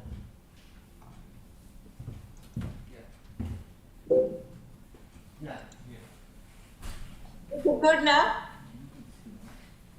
Yeah? Yeah. Okay. When do I start? Shall I start? Hello? Hello, shall I start? Please Hello? start now. You please start now. Okay. Yeah. A very good morning to all of you. And thank you so much for the invitation. I am very grateful to the Spark team and Drs. Kishore and Manjunath. And I'll be talking today utilizing quantitative proteomics to underpin the molecular events for cancer diagnostics, therapy, and diagnostic. If you wonder, everybody's talking about COVID, that is exactly the point I want to make, because COVID doesn't stop cancer patients from dying, from suffering, from doing things. So we have to talk about cancer also. And cancer is still the king or queen or emperor of all diseases, because it is not just one disease, it's more than 100 diseases. It is caused by the uncontrolled cell division, uncontrolled cell growth, proliferation of it. And the main point of cancer is the invasion and metastasis, which cause up to 90% of the death. So we have to take care of cancer even in the era of COVID, because once it was a disease of industrialized Western nation, now it is everywhere, all over the world. And if you see, in 2018, there were 18.1 million new cases and 9.6 million deaths. Okay, so both men and women are dying. A lot of deaths, millions of deaths. So we have to take care.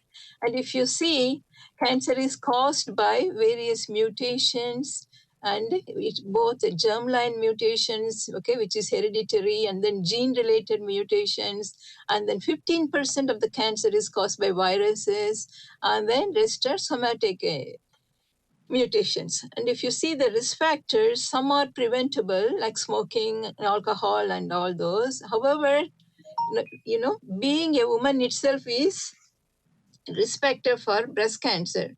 So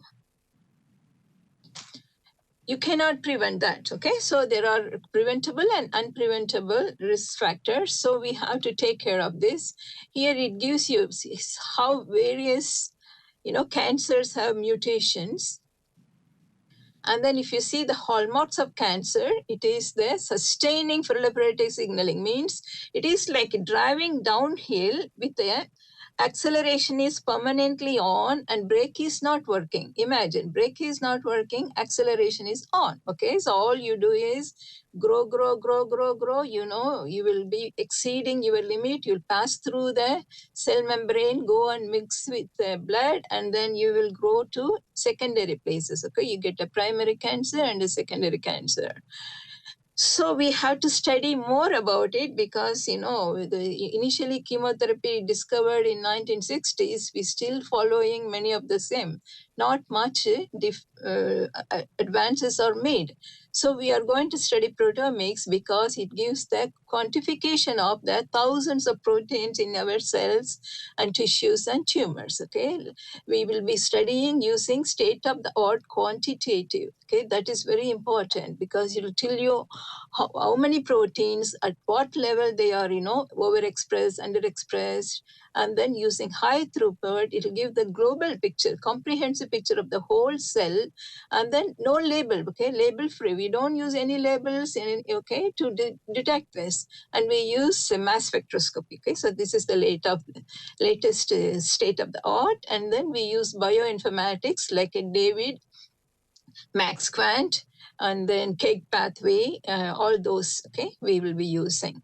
And we have been studying proteomics since 2018, while we've been studying breast cancer since 2007.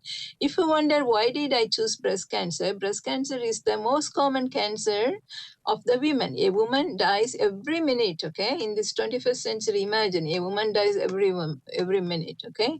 In 2018, 2.1 million new cases and over 600,000 deaths. Okay, so we have to still continue to work on. And then out of this, 15 to 20% is called triple negative breast cancer. Okay, this will be negative for the estrogen receptor, progesterone receptor, and HER2 receptor. And because of that, it is difficult to treat. It's very aggressive, and then it will be metastatic. So we have to solve this. Okay, and if you see the 5-year survival is for normal breast cancer 66%. This is only 30%. Okay, this TNBC is qualified by its metabolic disparities. Okay, so normally normal cells will do metabolism only in the absence of oxygen.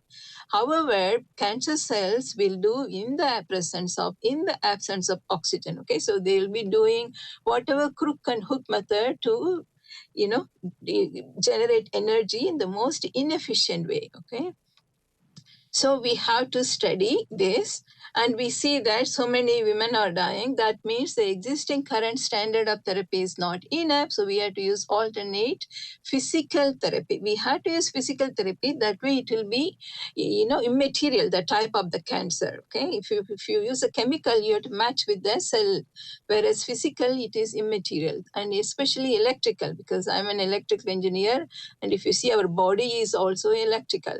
Okay, in addition to physical and chemical.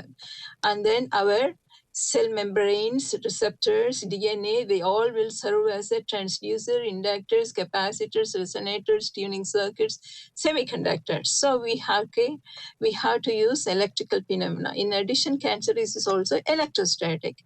So it makes sense to use electrical pulses because we can elicit both therapeutic and diagnostic response in each cell, tissue, organ using electrical pulses of appropriate, okay, that is the key word, appropriate intensity and frequency. So typically we care for these 4 pulse parameters: electric field or voltage intensity, pulse length, okay, length of the pulse or duration of the pulse, number of pulses, and frequency of pulses. And this technique using electrical pulses is called electroporation.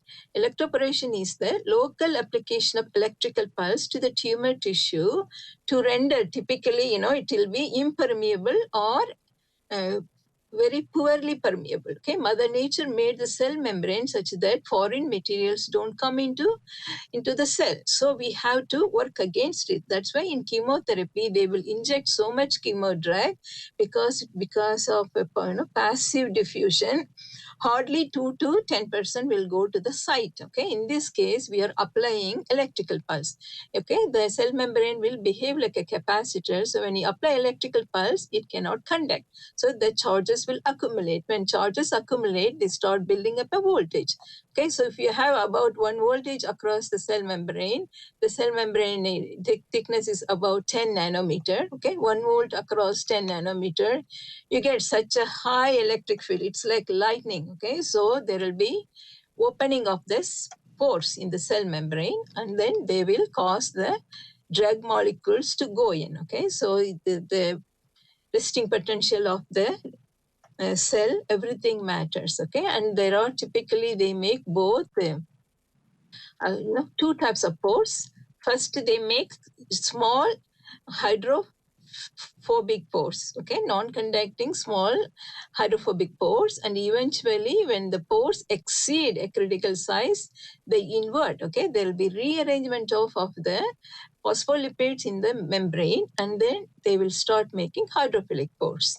And then, of course, you need energy for everything. These are the equations for energy to make hydrophobic pores and then hydrophilic pores. If you see, they all depend upon the pore radius, transmembrane potential. Here we should know that typically our normal cells will have like minus 70 millivolt to minus 90. Okay, inside it will be more negative. Okay, so it will be negative, whereas the cancer cell will have minus 30 to minus 15, like that. Okay, so there'll be vast difference in the conductivity or resistivity, pH, the amount of calcium ion, potassium ion, and then the transmembrane potential and size of the cell. Okay, when there is cancer, the cancer cell, the DNA size, everything will change. So all these come into picture to initiate the pores or extend the existing pores and then allow the drug molecule to go in.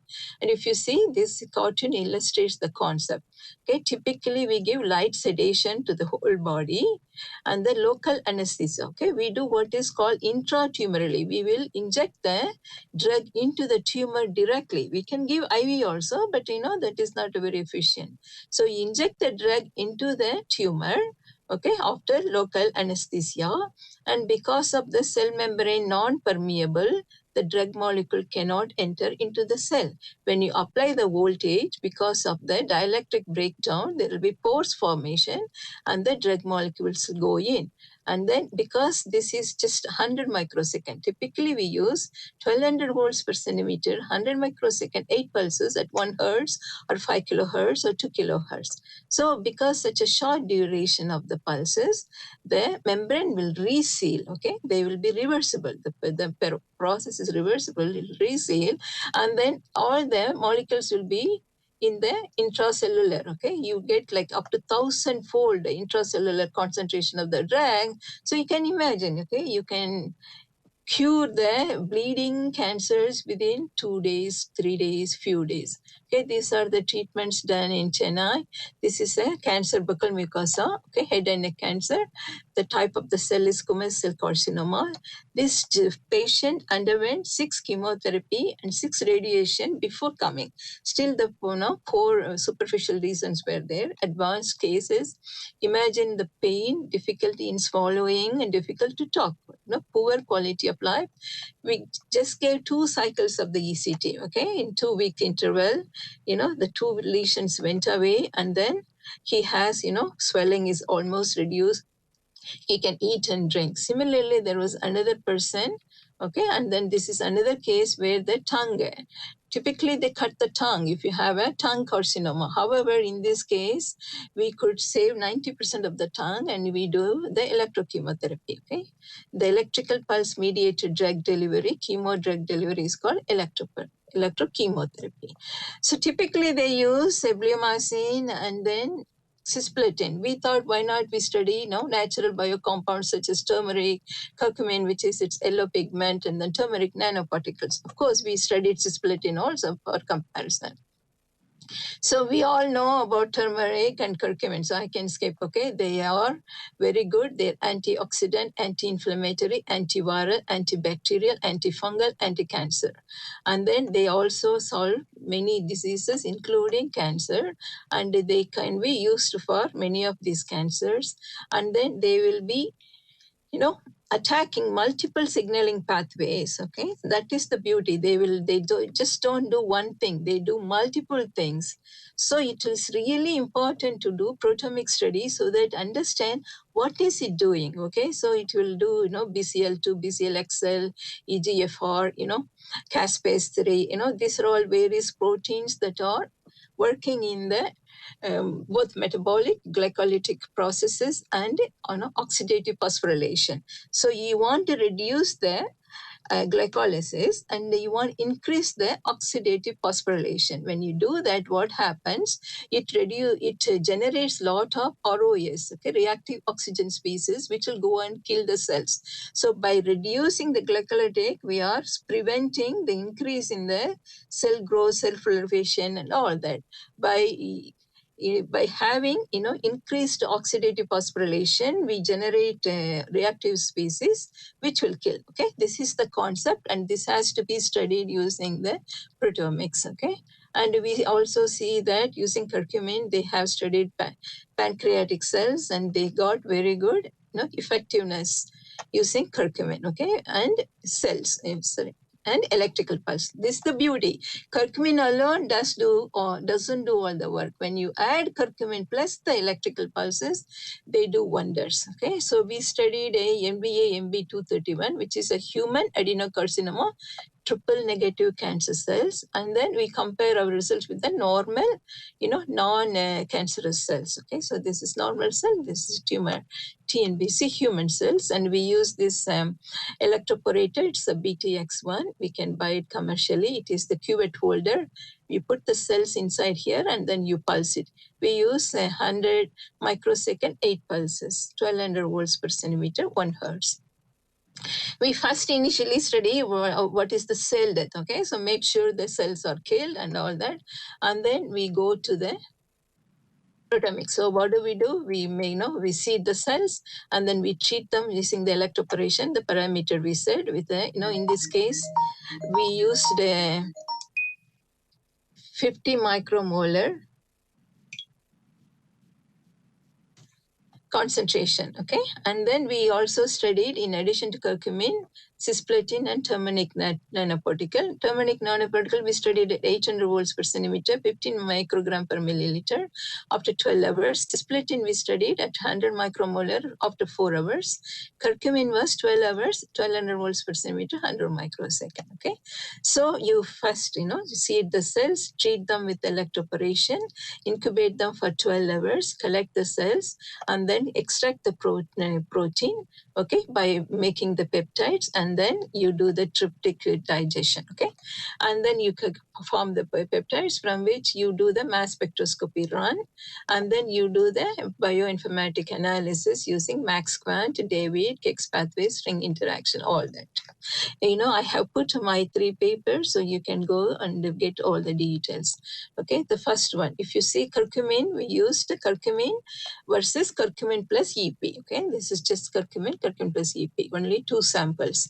The total, they have 1456 protein, 1326 belong to curcumin, 857 belong to curcumin plus EP, and if you see 727 are common, 599 are unique to curcumin, 130 unique to curcumin plus EP. So what is the story cells here?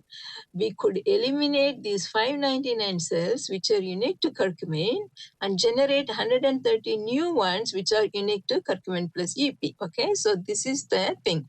When you use curcumin alone, it is a different metabolic, different biomolecular events. However, when you use electrical pulses, the electrical pulses not only open the pore, but they also, do open many other pathways, both, upregulated, downregulated, which can do wonders. Okay? So this one, it is called heat map. It shows how the curcumin is distributed and how curcumin plus EP is distributed, the cells. So if you see here, red means upregulation, danger. Okay, green means downregulation. You can see that in curcumin, more red, so more upregulation, whereas in curcumin plus EP, more green, that means more downregulation. That means we could achieve what we want. Okay, means we want to downregulate the glycolytic pathway proteins and upregulate the oxidative phosphorylation, and we could achieve that.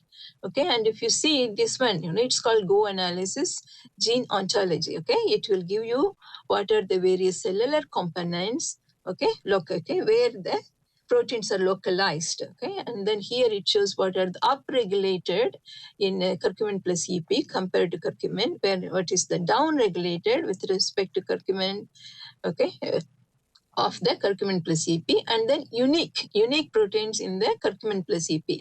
There were no unique proteins, upregulated or downregulated in the curcumin only. So we are not showing that. Here you can see that the mitochondrion, okay, mitochondrion is affected.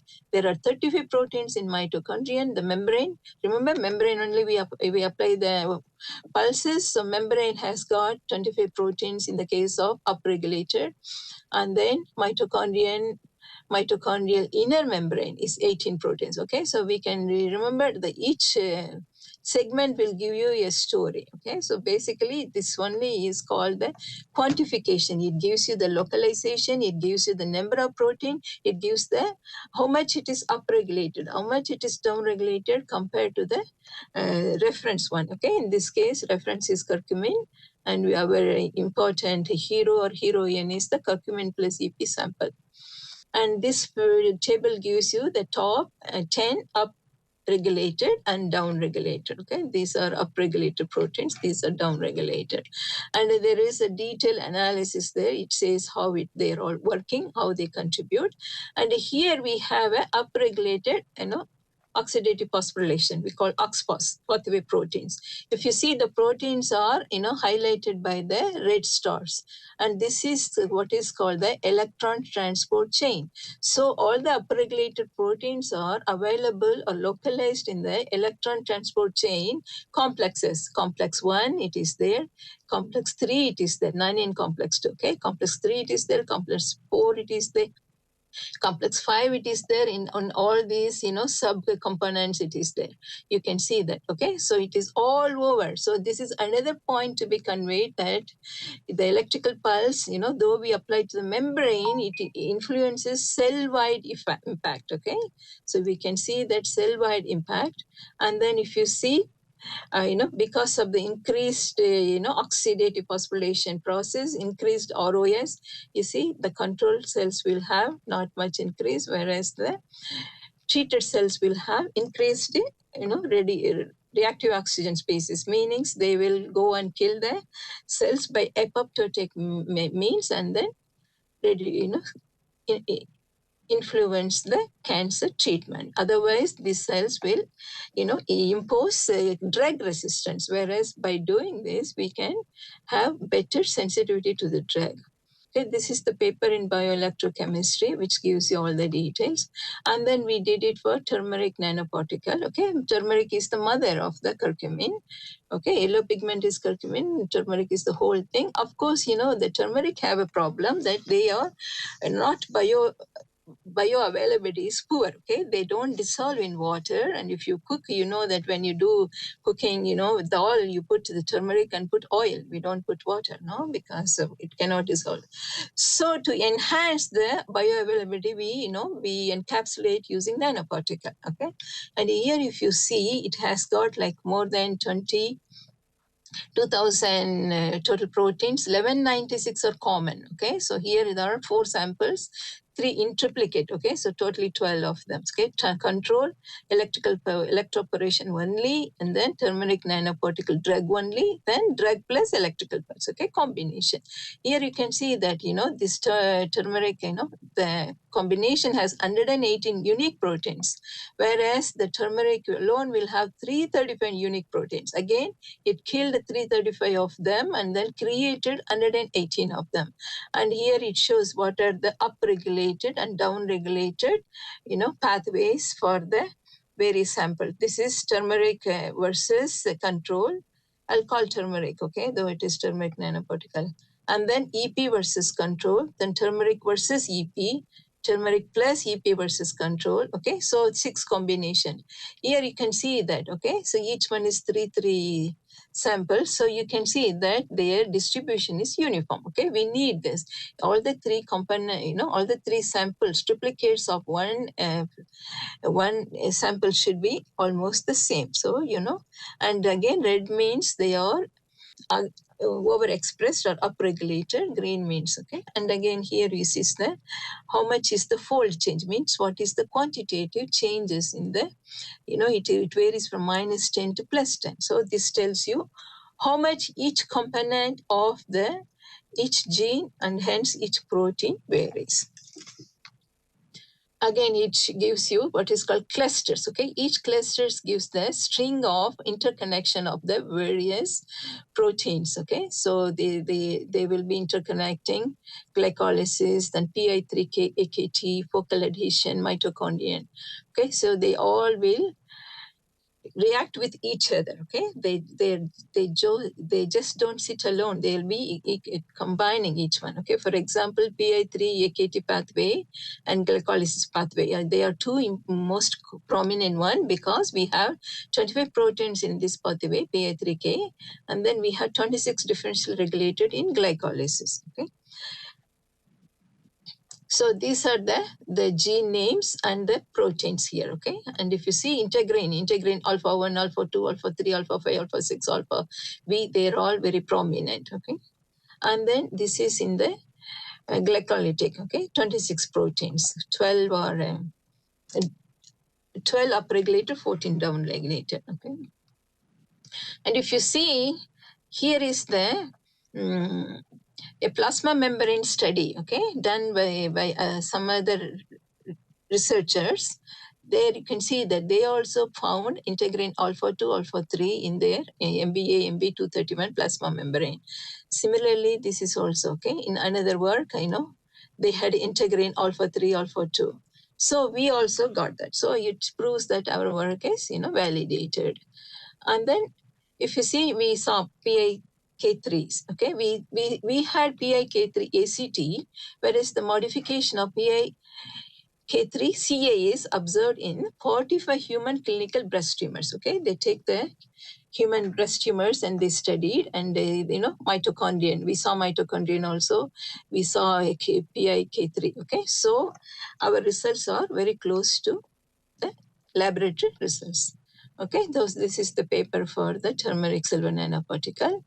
And then we also studied cisplatin, because cisplatin is the first platinum drug approved by FDA in the 1970s, and it has been used for various cancers. It's very potent, but it has got serious side effects like neuropathy,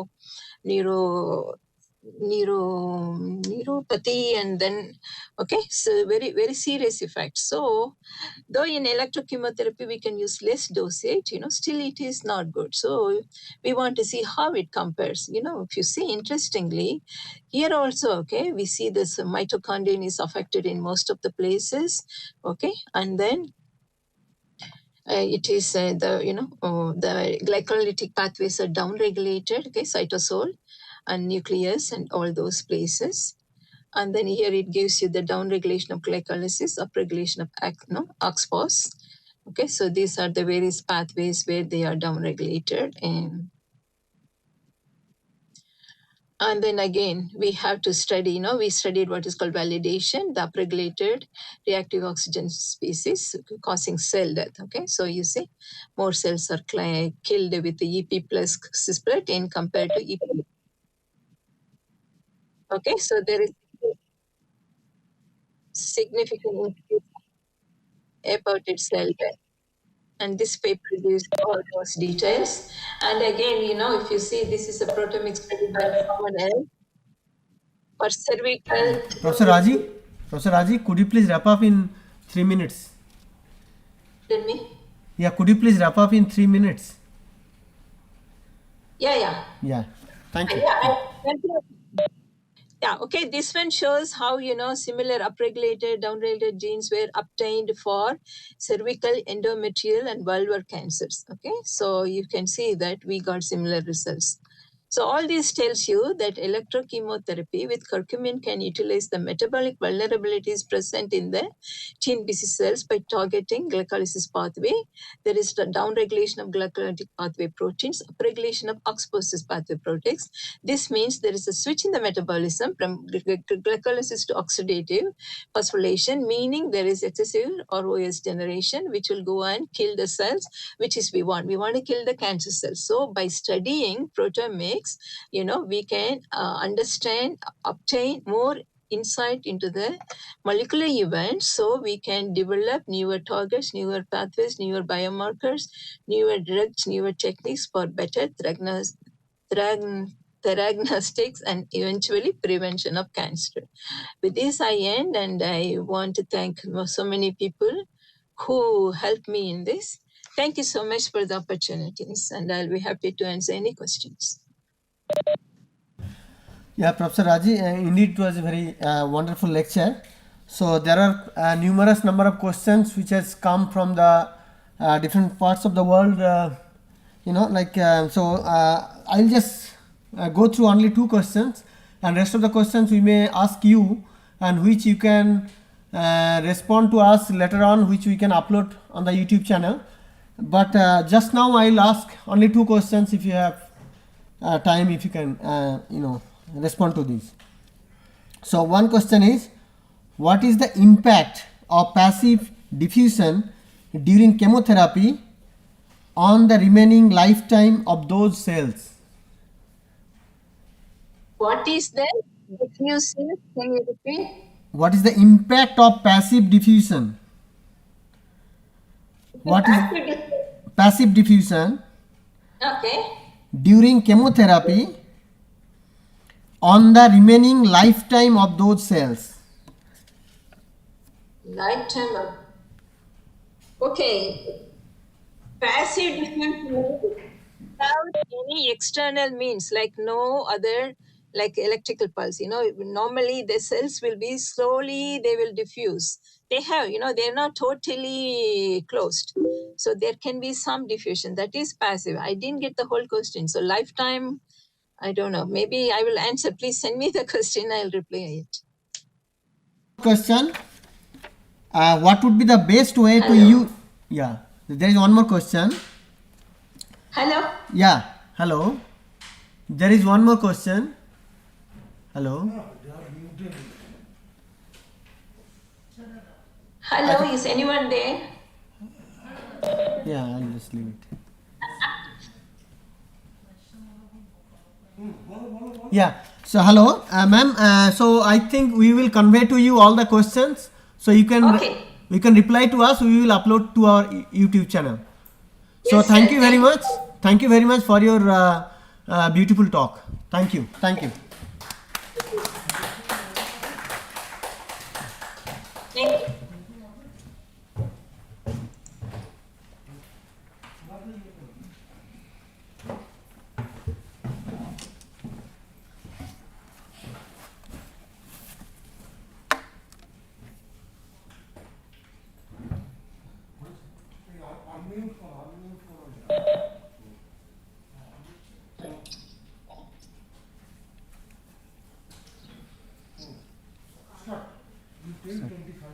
Okay. Okay, now our third invited lecture in the sessions. So it is Dr. Emmanuel Ojo.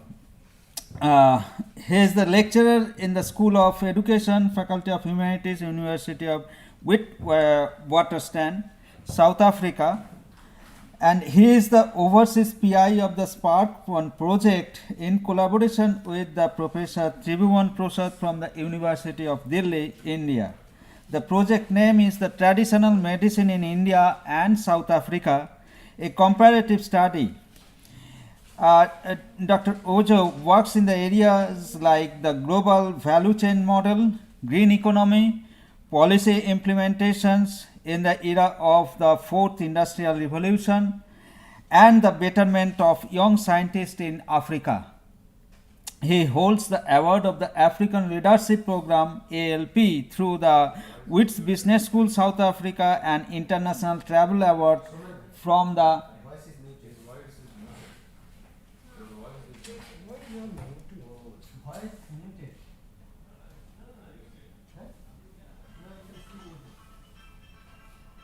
Yes, I'm right here. Can hear you. Okay. So Professor Ojo holds the award of the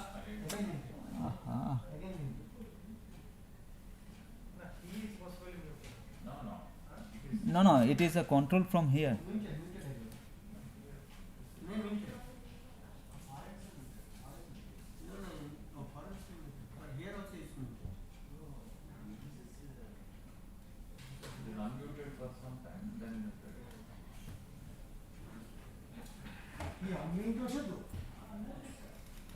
Okay. So with this, I'll welcome Dr. Emmanuel Ojo for giving us the talk on the NMR-based metabolic analysis to identify changes in the leaf metabolic profile of M. oleifera genotypes in response to the seasonal changes. So I'll welcome Dr. Ojo. Request all other participants to switch off their video. And on behalf of the organizing committee, I request all the participants of this conference to mute their audio as well as switch off their video. Okay. With this request, I'll now request Ojo to take start his presentation, and please limit within the 25 minutes time plus 5 minutes question answering session. Thank you and Thank you very much, and greetings from Johannesburg, South Africa. Please, I will need to be able to share my screen. Will you give me admin access to share my screen? Please give me access to share my screen. Thank you. As we are doing that, I'm going to acknowledge the South African team because we're actually here on the presentation. So can you give me access?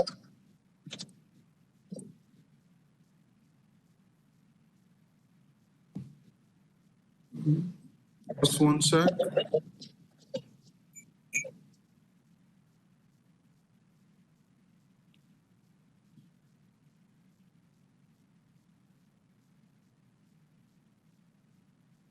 Please, can you see my screen?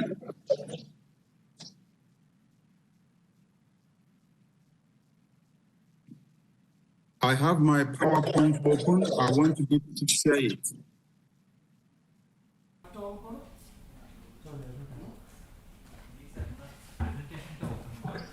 Dr. Ojo, can you please open your presentation on your screen? Yes, I have it open already. I have it here.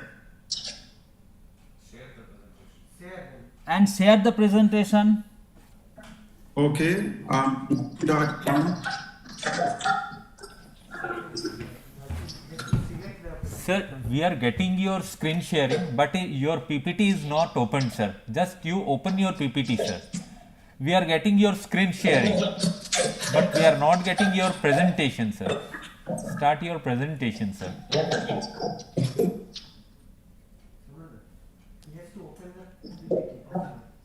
Sir, please open your PowerPoint on your desktop. Now.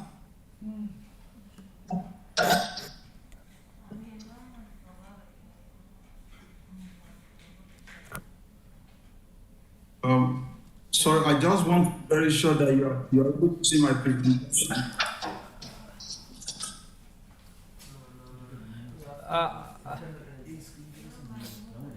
Dr. Ojo, please open. Sir, you minimize your video screen.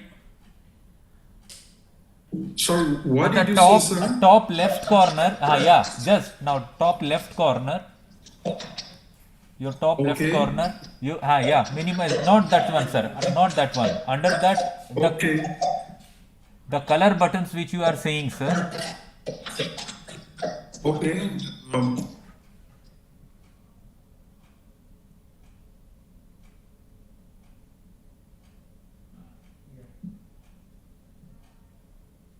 Okay. Not yet. No, it's loading, sir. Still. It's loaded.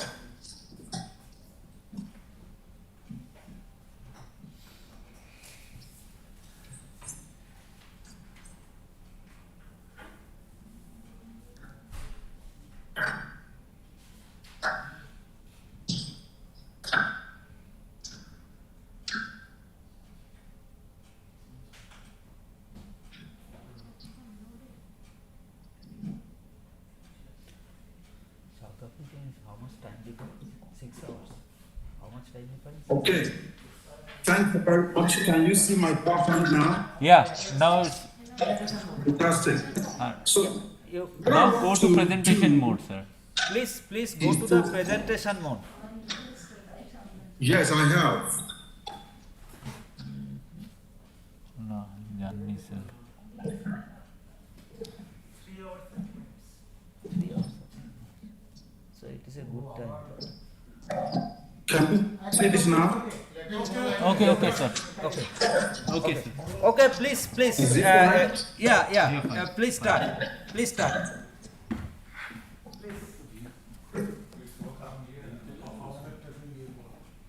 Okay. So what I want to do is to acknowledge my team members that are also here. Even though I'm the principal investigator, I'm working with amazing people.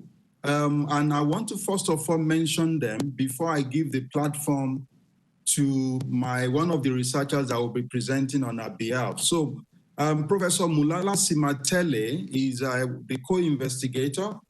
Dr. Tokozani Similani is our senior research fellow. Dr. Rodney Managa, who is one of our researchers, will be the one presenting this session. Rodney, are you there?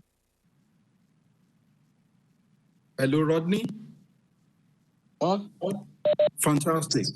And Rodney, can you put your camera on, please?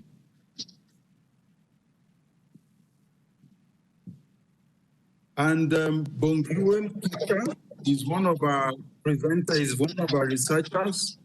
And then Ms. Nawazim Bluli is also one of our researchers. And lastly is Dr. Tutu Stemper. So I'm going to quickly give the platform now to Mr. Rodney Managa, who will be presenting on our behalf as the South African team. Rodney, over to you. Okay, thank you, Dr. Ojo, and thanks to the participants the team members from Spark South Africa. Thank you for this opportunity to present on the behalf of the team. Our talk this morning is going to focus on the NMR-based metabolomic analysis to identify changes in the leaf metabolites profile of Moringa olarifera genotypes in response to seasonal changes. Let's get to the next slide. Thank you. When we talk about Moringa olarifera, it's one of 13 species of Moringa family, which it has originated from India. And this is a plant that has generated much of the interest in the recent time, not mentioning that the plant species itself has been used over the years traditionally to treat various ailments and some chronic diseases. Just that in the recent time, there has been a scientific research to investigate, to scientifically investigate some of these uses. And then it has been proven that the plant indeed is a very powerful in treating number of ailments. And then if you can check from the diagram that I put here, it shows the plant and different parts. So actually all these different parts of the Moringa olarifera are useful, including most particularly the leaf, and then also the roots also have the bioactive compounds which have proven to have medicinal properties. So the power of the tree, it's associated to its the phytochemical profile, which is very rich. The plant is very rich. It contains a lot of various bioactive compounds in addition to useful protein, vitamins, and other minerals. So, and then for the purpose of this presentation, you could see here that the plant, among the different medicinal uses of the plant, is anti-inflammation, which is of interest to this presentation. And this bioactivity of Moringa olarifera is associated with a number of compounds which are present in a significant amount, including chlorogenic acid and also the flavonoids that is called quercetin. And then here I put the study that was done in 2015 by the Ford to examine some of the bioactivity, and the study they really find that the extract significantly inhibited the secretion of nitric oxide and other inflammatory markers such as the proteoglycan E2. So let's get to the next slide.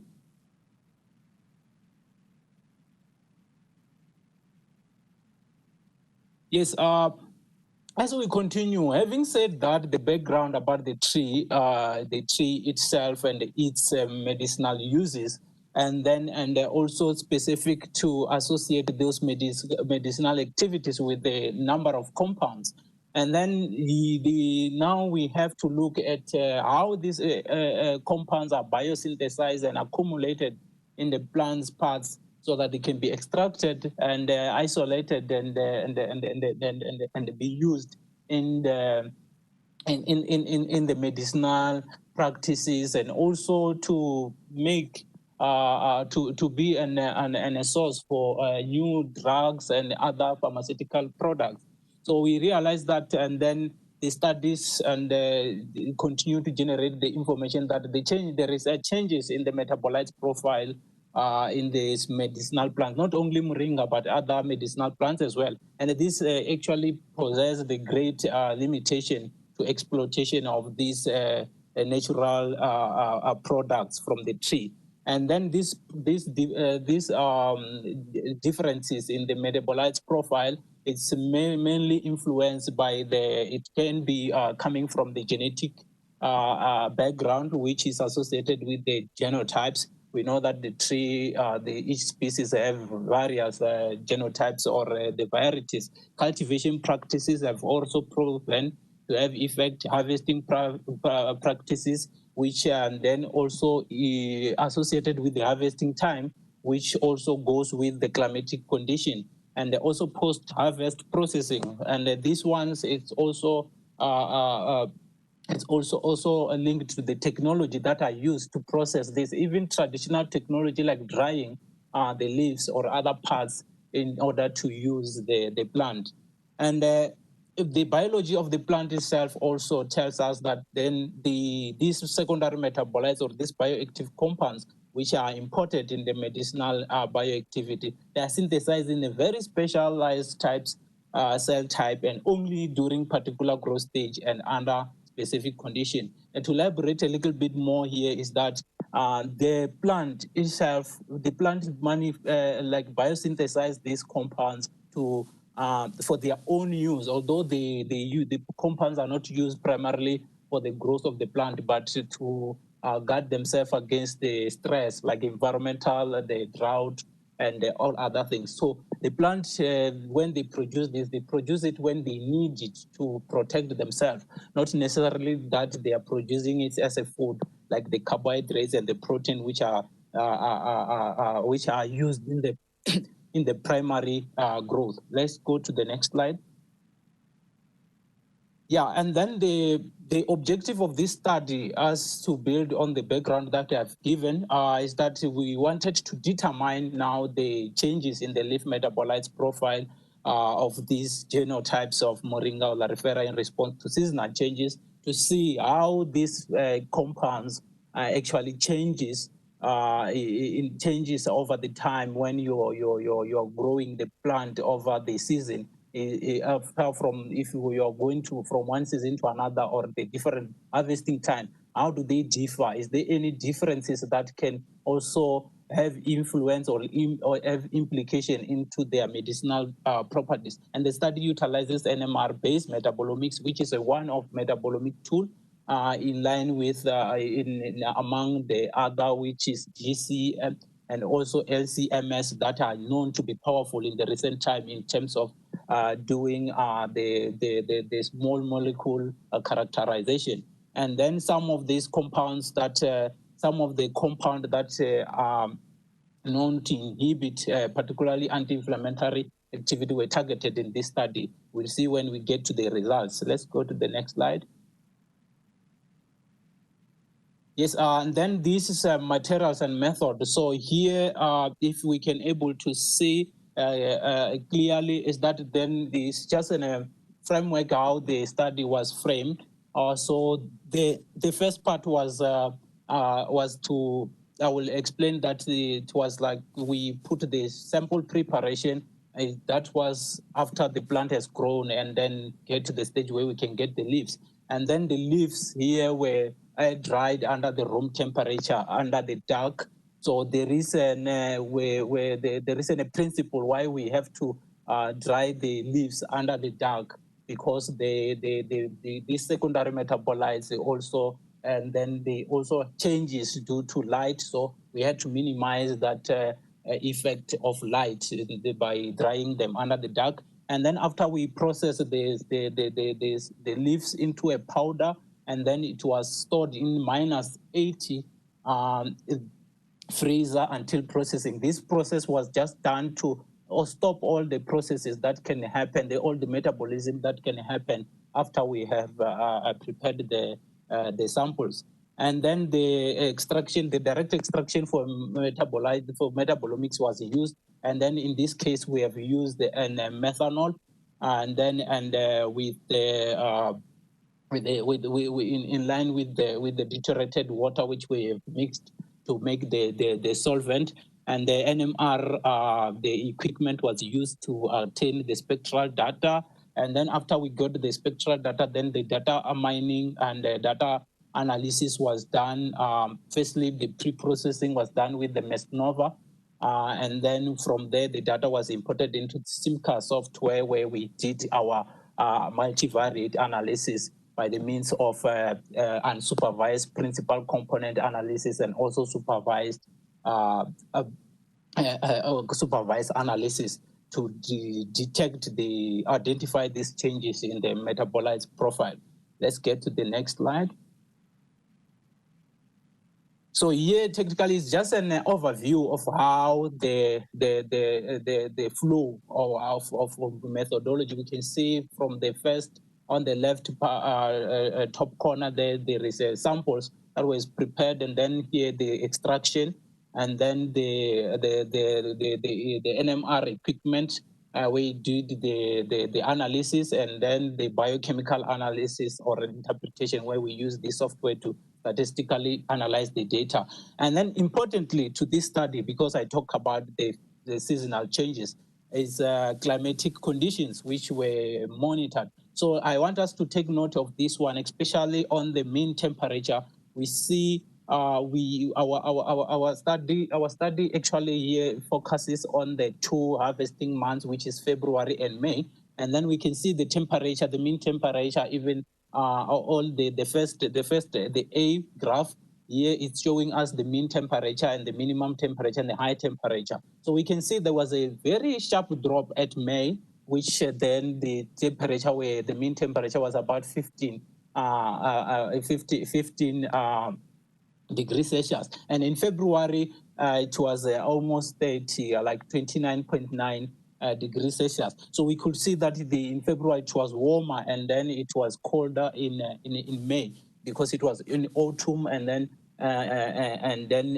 getting towards the winter. So here in South Africa, our season is like that. In winter is very cold, and then in summer we get the warmer condition. And then this other one here just shows us about the humidity and the rainfall. And then we can also see then in between February and April that there was also unusual rainfall there, which goes up to 200 and over 200 milliliter total annual rainfall there. And then let's get to the next slide. Yes, and then now let's get to the results. And then the first thing that we have seen, I've explained in the methodology that then the first thing was to, after the processing of the pre-processing of the data, we employed them into SIMCA software. So here what we get is to do the multivariate analysis to get if there was differences in the metabolites profile. So this one is just giving us only the metabolites profile. So the grouping at the first graph here, we can see the cycles. So the grouping of the software, the way it does the analysis, the grouping are done based on the similarities and the differences of the chemical properties. And the good thing about this approach is that it does detect things that we can't even see with our own eyes. So it sees things that are very small, even small changes in the molecules. It detects it. That's how it groups them according to the similarities and the differences. And what we see here is that the yellow samples here, this side, there are samples that were there are samples which were harvested in February, and then the brown samples which are circled in red, there are one that were harvested in May. And then the interesting here, because we have 2 genotypes, and then we can see even on yellow there are 2 groups, so it's 2 genotypes. The analysis also separated the 2 genotypes, telling us that there was also differences between the genotypes that were used. And then the first genotype you will see when I go ahead with the results, it was PKM1, which is a known cultivar, commercial cultivar, and then developed in India. And then we also have Malawi hybrid, which is a cultivar that is being indigenous to Africa. So, and then we have here we can able to see clearly that then the season that we harvested, there was differences, but this one just giving us the differences on the right. And then we run the permutation test. This is just to verify or validate the model to see if the separation of these samples were not by chance, but they were separated based on the actual differences or similarities. So this is just you can see R and Q values, and then just to give us that the method that we use was indeed scientifically validated. Let's get to the next slide. Yes, and then now, in order, what we see the first diagram, the multivariate analysis just gave us that there was differences in then based on the grouping of the genotypes of the samples. But here now it allows us to run what we call the contribution plot to actually see where the differences was in the NMR region. And then on the first cultivar, which is PKM1, we can able to see that the first on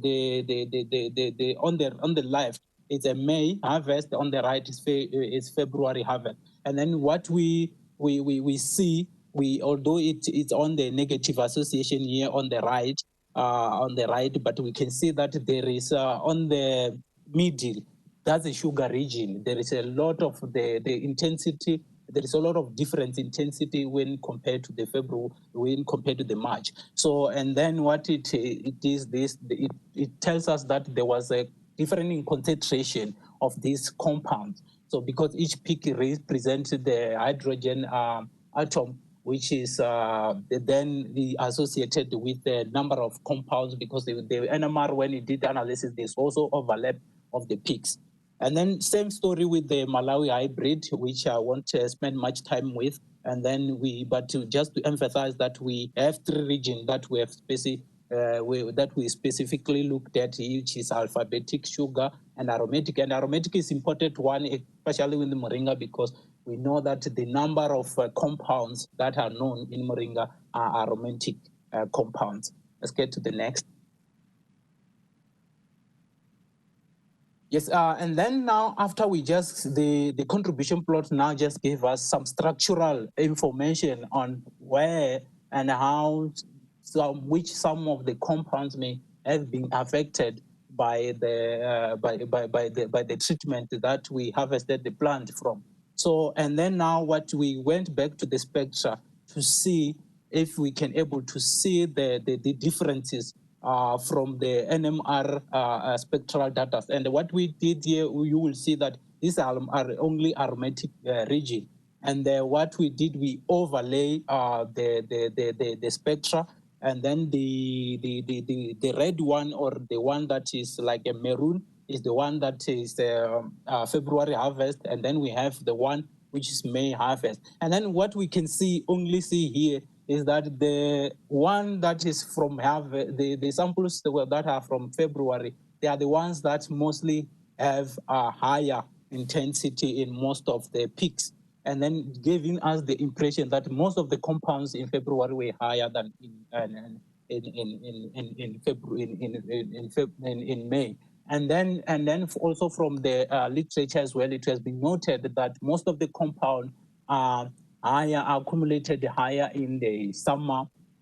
You remember when I talk about the climatic condition in a higher temperature as compared to the lower temperature. So there are some, not all of them. And what we can also see here is that there are some green peaks that are larger than this maroon one, telling us that some compounds also actually were favorable under the cold months. And then what I did here on the right, on the small one, just to show us how then when you compare the spectra against one another, you can see that indeed then the red one has a higher peaks, which is the intensity, which tells us the concentration. Let's get to the next slide. And then this is the same case with the other genotype as well. And then what we have seen also, we can also note from the first graph of the results that I showed, is that although there are differences there was differences between the genotypes, but the climatic condition or the harvesting or the seasonal changes, it was the main determinant, because it causes the similar pattern to those two genotypes. So the two genotypes were separated but on the same side, and then it tells us that the seasonal the seasonal factor was main determinant for the changes in the metabolite profile. So this is the same. Let's go to the next slide. Yes, and then from that, we were just saying, okay, we know that there are some compound affected, and so now we have to get the targeted metabolite, we call it targeted metabolomics. So now we are zooming in to see some compounds that were affected. And in this case, we have this number of compounds here that we have selected, and we selected them based on their known bioactivity, and the interest in this study was mostly on the chlorogenic acid and guanine. Simply because they are known to exhibit anti-inflammatory activity. So which means they are associated with this anti-inflammation, which was of the interest to this presentation. And then the other ones as well, we will see how we have analyzed them. Now when we zoom into them, and then these are the NMR peaks. So we identify them by the peaks that were generated by the metabolomic analysis. Let's get to the next slide. Yes, and then now on this is aromatic region. So now we have to use what we called, and then there is a reference peaks that we use. We are assisted by the database like women metabolites database and economics. So this is a economics annotation, so which is showing us some of those compounds where were they identified in the NMR region. So we can see that we've put the that the blue peaks are representing chlorogenic acid, and then the green arrow. So all of these peaks, and one thing that you would also note is that some of the peaks may having maybe they are double peaks, and then triplet peaks, and also single peaks. So, and then most of the of the compounds here we can see here that they are duplet peaks. And then also you can find that there is overlay also of some compounds that you can even find them in a one peak in a same region. So, and then that makes this process of identifying the compounds from the spectra very difficult one. So because you have to verify and make sure that the characteristic peak, it does match what you are looking for. And then let's get to the next slide.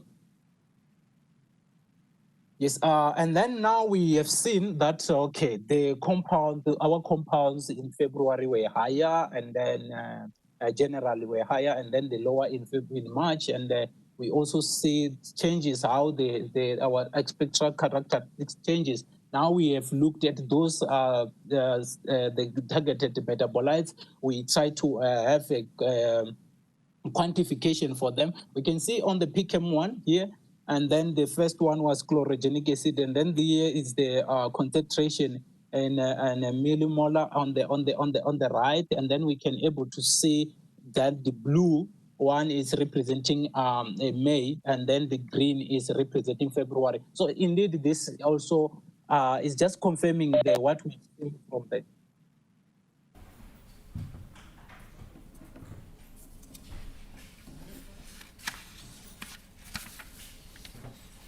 We have two more slides.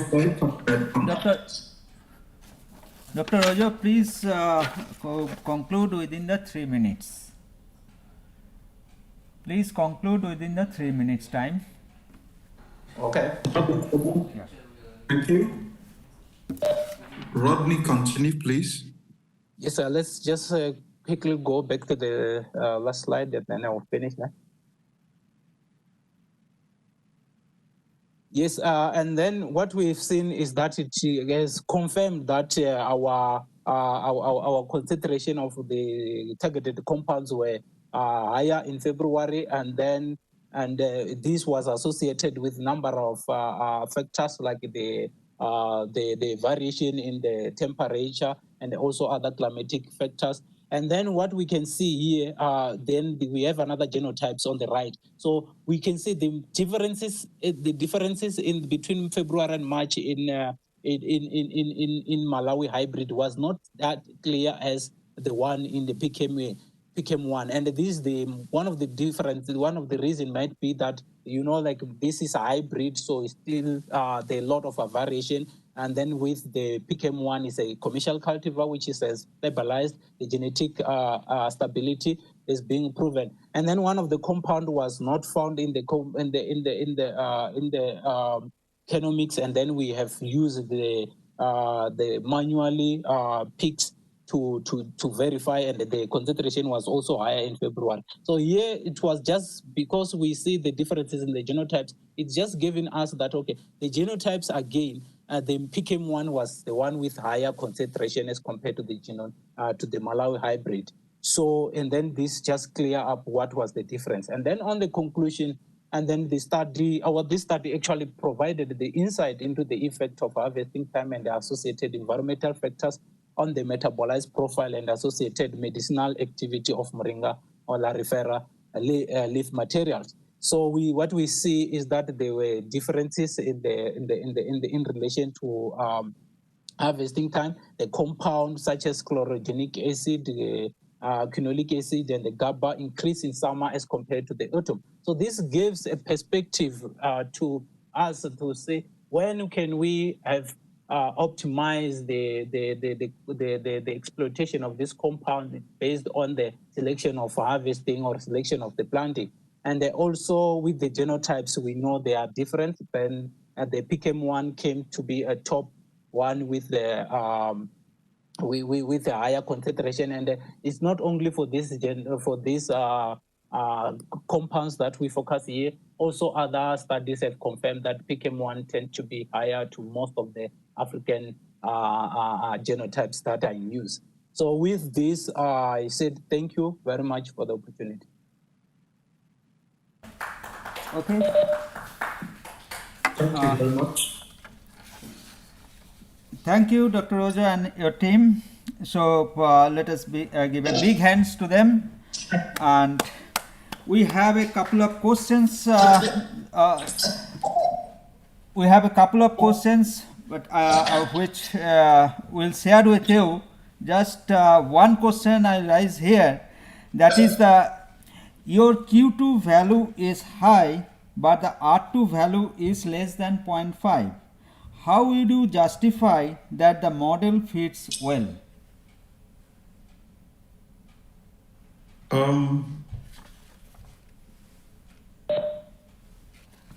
Can you please take that question again? Yeah. Your Q2 value is high, but the R2 value is less than 0.5. How you do justify that model fits well? Oh, Rodney? If we'll send all the we'll send all the questions to you by our Spark team, and getting your answers will upload in the YouTube. Okay. We have thank you very much, and we have a shortage of time, and our next speaker is on the line, so we'll move forward to our next speaker, and let us give a big hands to the Dr. Ojo and his team. Thank you very much.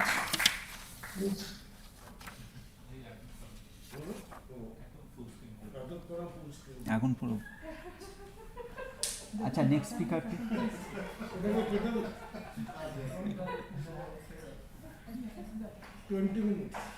20 plus 5 20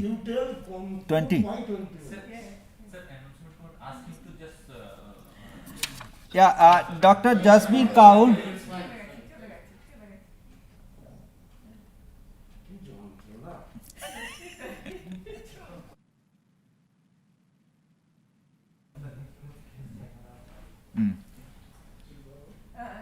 Hello, Dr. Jasbir Kaur. Good afternoon. So, it is the fourth lecture of the series in the second day. It is let us welcome Dr. Jasbir Kaur. He is a professor from the All India Institute of Medical Science, New Delhi, having more than 15 years of research and patient care experience. She is involved as a committee member in the various Indian system of medicinal-based approach in the management of COVID-19. She has major contribution in molecular diagnosis and the therapeutics, leading in the field of oncology. She has received many accolades and awards, including the award sponsored by UICC and co-sponsored by WHO and the DOSAC. With this short introduction, we'll welcome Dr. Kaur for the lecture topic potential applications of the plant science in fighting viral pandemics. So welcome Dr. Kaur, and I'll just request you to conclude your session by 20 minutes time. Thank you. Thanks a lot. I must thank IIT Kharagpur for organizing this type of webinar, which is the need of the hour. As we know, the COVID-19 has emerged as a most intense and petrifying viral infection to be handled by the human race. The increase in the infection is mainly due to the ability of this virus to recombine, mutate, block the immune system of the host cells, and infect multiple species as well as cell types. The high rate of mutagenesis and change in the structure, which has created a barrier for both investigations of the disease and therapeutic regimens. The accelerated spreading rate may be due to the gain of function of mutation. Its ability to adapt and survive in different environment conditions make it very difficult to identify its mode of survival. So if we see what are the limitations of the current screening and treatment regimen, the current pandemic has created an immediate massive demand for diagnostic reagents based on viral RNA, proteins, and corresponding antibodies, placing immense strain on the supply and distributor chain. So if we see the limitations, the major limitation is that we don't have a universal positive control and non-availability of specific FDA approved drugs specific for COVID-19 and any vaccine.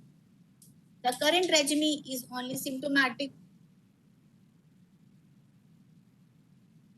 So if we briefly understand the possible mechanism of action of this virus, which may help in better management of this disease. So let us see this slide. As we know that this novel virus is bind to AC2 receptors, which is mainly expressed in large number of tissues in our body, lung, kidney, GI tract tissues. They have different forms, like this virus has different different type of proteins, as we very well know. So the S protein or the spike protein is the major concern. It cleaves into two subunits, S1 and S2.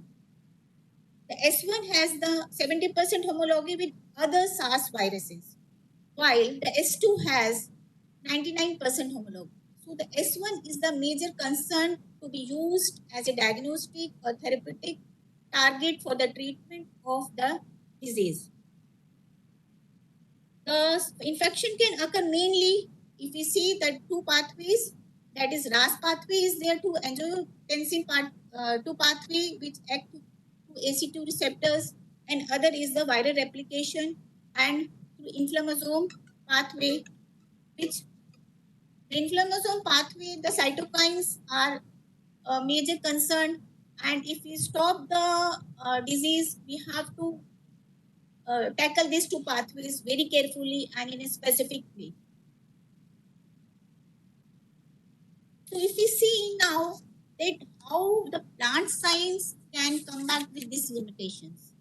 So why we should choose the plants at this pandemic condition?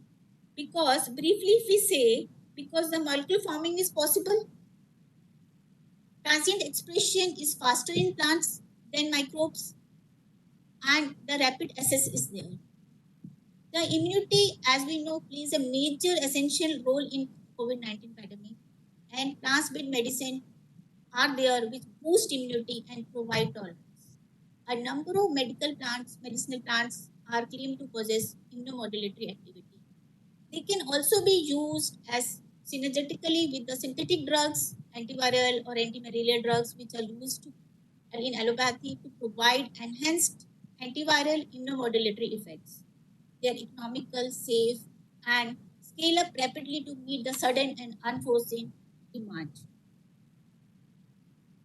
If we see here that if the plant is there and we can use them in immunity, because as immunity is the major concern, and now we are using the plasma therapy also to treat the severe cases where we need the specific plasma and the donors are very less, and in a limited time period to find out the particular plasma therapy donor is very difficult. So if we have the usage of plant to see the active immunity as well as and the passive immunity. If we are giving the plasma therapy, that is called as a passive immunity, already the antibodies are there. We are just giving the antibodies to the patient and to control the infection of the disease. And other way, if we generate the antigens like viral-like proteins, the small viral-like proteins, and use them as to generate the active immunity while in the preclinical trials in the mice and then further to the human in the clinical trials.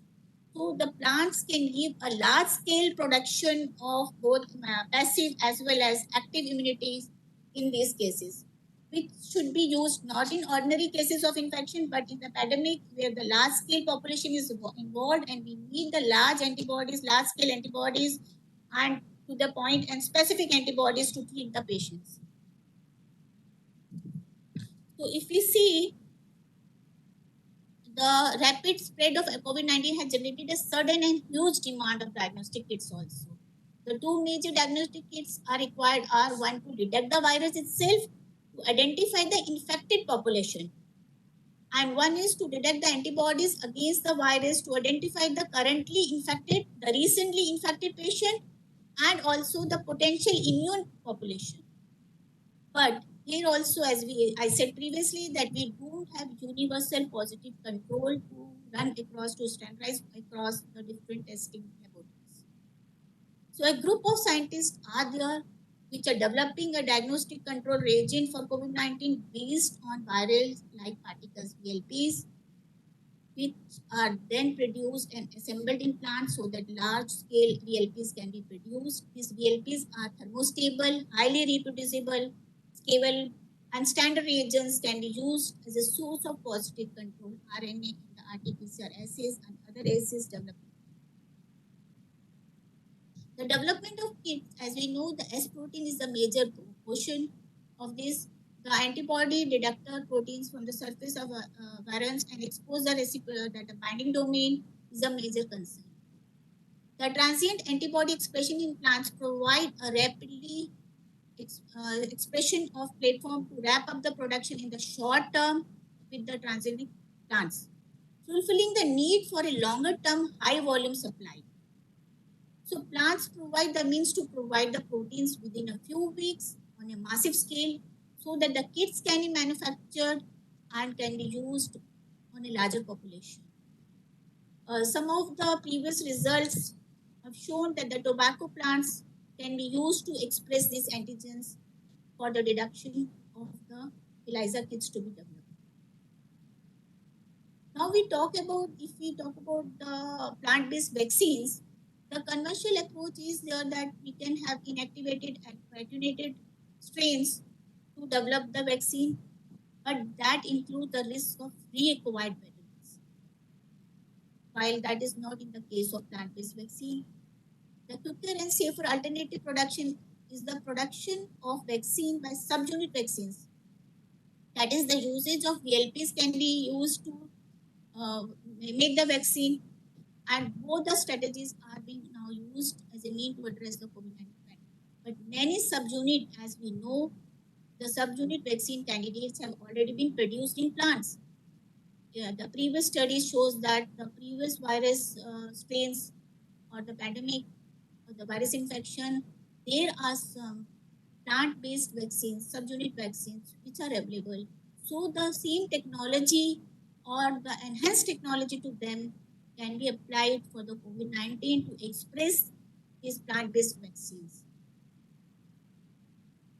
So as I've said that these VLPs are very advantage in presenting the as a for the production of vaccines, because these particles are taken up efficiently by the antigen presenting cells. VLPs are also have an additional layer of safety. So the mass molecular farming is possible in the plants. PLP-based antibodies from plants act as a passive immunotherapy, as we are giving to the patient from one patient to another patient, the passive immunotherapy. So if VLP-based antibody from the plants can be used to develop the antibodies in a large scale, those antibodies can be used as a specific therapy, passive therapy to the patients, which are currently in use also in the clinics or in the practice. Now, if we talk about the benefit of the plant-based vaccine, it's plant-based design in the living plants as a viral host, and recombinant molecules obtained are free from human or animal pathogens, because it is free from any contaminations, risk of contamination, the vaccine. The problem of post-translation modification, as we use bacteria or other hosts, is overcome by plant system. The disease transmission and immunogenicity of collagen extracted from the animal system is avoided by adopting the plant-produced collagen. So immense potential of plant-based food as a source of antigen. So if this this is the passive immunity, but if we go for the active immunity, then we have to generate the large-scale antigen, that is VLPs, in these plants, and these plants are taken as a food material to the individual in a large scale, then the active immunity can be developed. So if the immense potential of plant-based food as a source of antigens for eliciting an immunogenic response in animal system should be explored, plant-based vaccine provide the ease of administration and monitoring. Therefore, one should see that the mass immunization drives can be developed. It's feasible associated with transport, storage, monitoring are higher in the case of plant-based vaccine. But one small disadvantage is there, that the dosage has to be monitored regularly, or the decision of the dosage is the critical point, because that depends upon the patient or the individual age, weight, and other things. So only the major concern for the plant-based vaccine is the dosage of, because oral administration is there, so the dosage is there, that the major how much concentration should be present in plants, and it should be uniform in all the species. If we talk about plant-based antiviral drugs, then the antiviral drugs, we know that it affects by viral replication cycle. And there are many reports that plants have used to produce a large of antiviral lectins. These lectins have been shown to block the glycan structures present on the viral surface. Essential oils are there, which affect the fluidity of viral membrane. Alkaloids are there that chelate the DNA, and the phenolic acids are there which binds to the virus code. So there are many studies already done on the virus from these plants, that the viral activity, antiviral activities are present in these plants, and that should be used as a tool to develop against this COVID-19.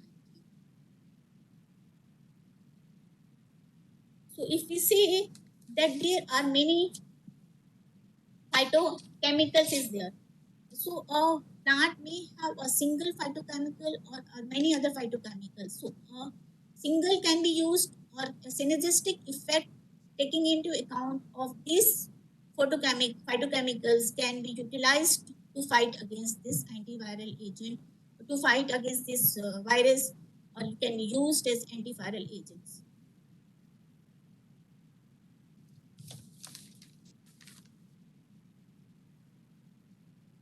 So if we say, as I said, that we know that the Indian system of medicine, or India is a very rich source of medicinal plants. And from more than 5,000 years, we know that these plants have been used in Indian culture, and they have the antiviral, anti-immunity, antioxidant properties. So if we combine and use this property in a larger scale or a more systematic way, or a scientific approach can be applied to these plant studies, we can have a better drug which is safe, can be produced in a larger scale and acceptable to Indian scenario. So if we know these are some of the plants which have listed because Ministry of Ayush also has recommended many formulations across the country, which is having antiviral activity also and immunomodulator activity also.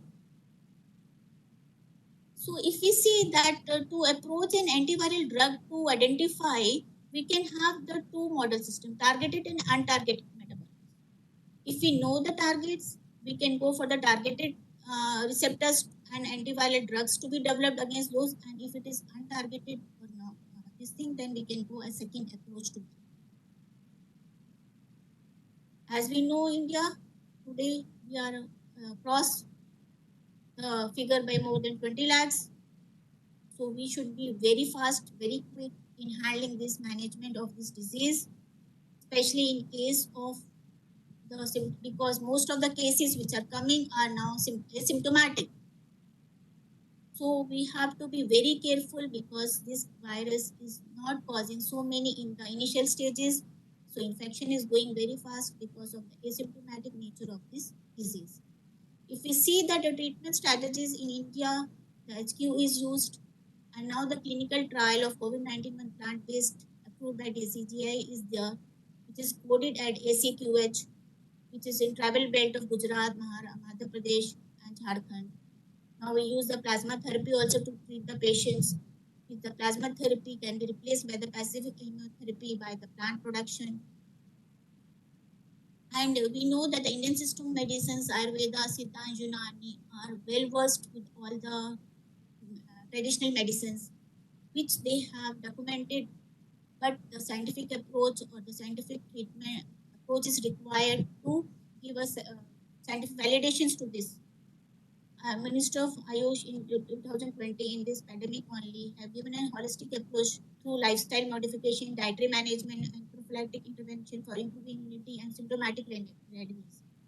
Lot of across countries, clinical trials are going on with the help of the Ministry of Ayush in India, especially for those in the containment zones where the immunity of the non-infected individuals are enhanced, giving this formulation of Ayush recommended by the Ayush, and where 1 or 2 patients are reported, but rest of the population in a family or in a community or in a colony, the immunity is enhancing, and 45 days, 30 days, the clinical trial is going on to see their immunity, effect of immunity in them. So if we use other plants are also there to emulate the symptomatic nature of COVID-19 by these plants, and trials are going on, but only to the mild to moderate symptoms of COVID-19. So the mild symptoms includes the antiviral, all symptomatic effects are there. They are given a formulation to give to only to the mild cases, not to the severe or a moderate, high moderate cases. So the Ministry of Ayush has recommended a formulation based on 15 plants to be used to enhance or to handle the management of this COVID-19. Aqueous extract of Indian preventive and prophylactic medicinal plants also has been there as a homeopathic immunomodulator across the country. The clinical trials are going. Other plant-based Ayurvedic Siddha and homeopathic formulation have been recommended for symptomatic management of this virus. If we see the future plan or how to handle this post-COVID era, that we know that the transient expression in plant is an excellent platform to provide diagnostic tools and as candidates and antiviral proteins in response to emerging pathogens. And we can have the material, clinical material within a few weeks. So the unique challenge of COVID-19 is the need of the universal testing and production of the diagnostic kits, the antiviral drugs, and also, if possible, the vaccine. Indian traditional medicines have claimed to possess immunomodulatory activity which can be used against this pandemic virus, which immunity plays a major role. The molecular forming community is extremely active in establishing plant-based processes for the production of diagnostic and therapeutic proteins like VLPs to fight against COVID-19. So policy support and collaboration between academic institutions and industries are important to facilitate large-scale production by plant-based antiviral molecules and vaccines. Government of India, we know in many webinars and other policies are there, medicinal plant research on a large scale by giving infrastructure. Sorry to interrupt, Dr. Kaur. Please conclude within the 2 minutes time, please. Just 2 minutes. Yeah. So, Government of India is promoting medicinal plant research on a large scale by giving infrastructure. There are policies, if we go through, that they are just enhancing this type of research. Already many webinars and many policies have already been made by the Government of India, and they are giving the land also on the priority basis to cultivate these medicinal plants or the transient expression or the transgenic plants to produce the desired proteins, the desired component to handle this pandemic. So proactive investments is research based on Indian medicine plants desire derived vaccines or drugs treatment to treat COVID-19 would emerge as a source of light to overcome this fatal infection. So last, I would like to express that the plant-based work will not only prove effectively against COVID-19 pandemic, but also serve as a roadmap for many future encounters with different viral pandemics because it has a large-scale production, safety is there, and you can produce, because in pandemic you require a large-scale production within less period of time. So if this is developed for future also, for future pandemics also, these technologies that will be very helpful, both as a passive therapy, also immunotherapy. Active immunotherapy can be given because of viral, as we know, the main purpose is to enhance the immunity of an individual. If the immunity is enhanced and the immunity is strong, then the viral infection goes. Even if we know that in routine that cold virus is there, we say 3 days you take the symptomatic paracetamol and all that, it will go. So virus is that we get CD4 and 8 T receptors. That is the main concern. So we have to enhance that immunity in individual so that they have inbuilt immunity to fight against this. Like we say that cancer people will be less, the people who have maximum antioxidant in their body will be less affected by cancers because the antioxidant is there. So as soon as the free radicals are produced, that will be captured by antioxidants, and the probability for the same patient exposure to the same risk, the probability to get a cancer will be less. So if we have the immunity stronger in our population, then this type of viruses pandemic can be controlled. This is my view to express that why plants should be used. Thank you. Yeah, thank you, Dr. Kaur. And definitely we have many questions online. Just I'll read out the two very important, interesting questions out of that. Can mushroom help in developing immunity within the children against the diseases? Another question is very much fundamental. In any plant herb, several compounds are present. So how to assure that which metabolic is actually effective for COVID patient? How to know the degree of immunomodularity action of the compound for this to fight this disease? Okay, we have many more questions online, so our Spark team will give you that questions. Please reply to that, and we'll post it in the YouTube.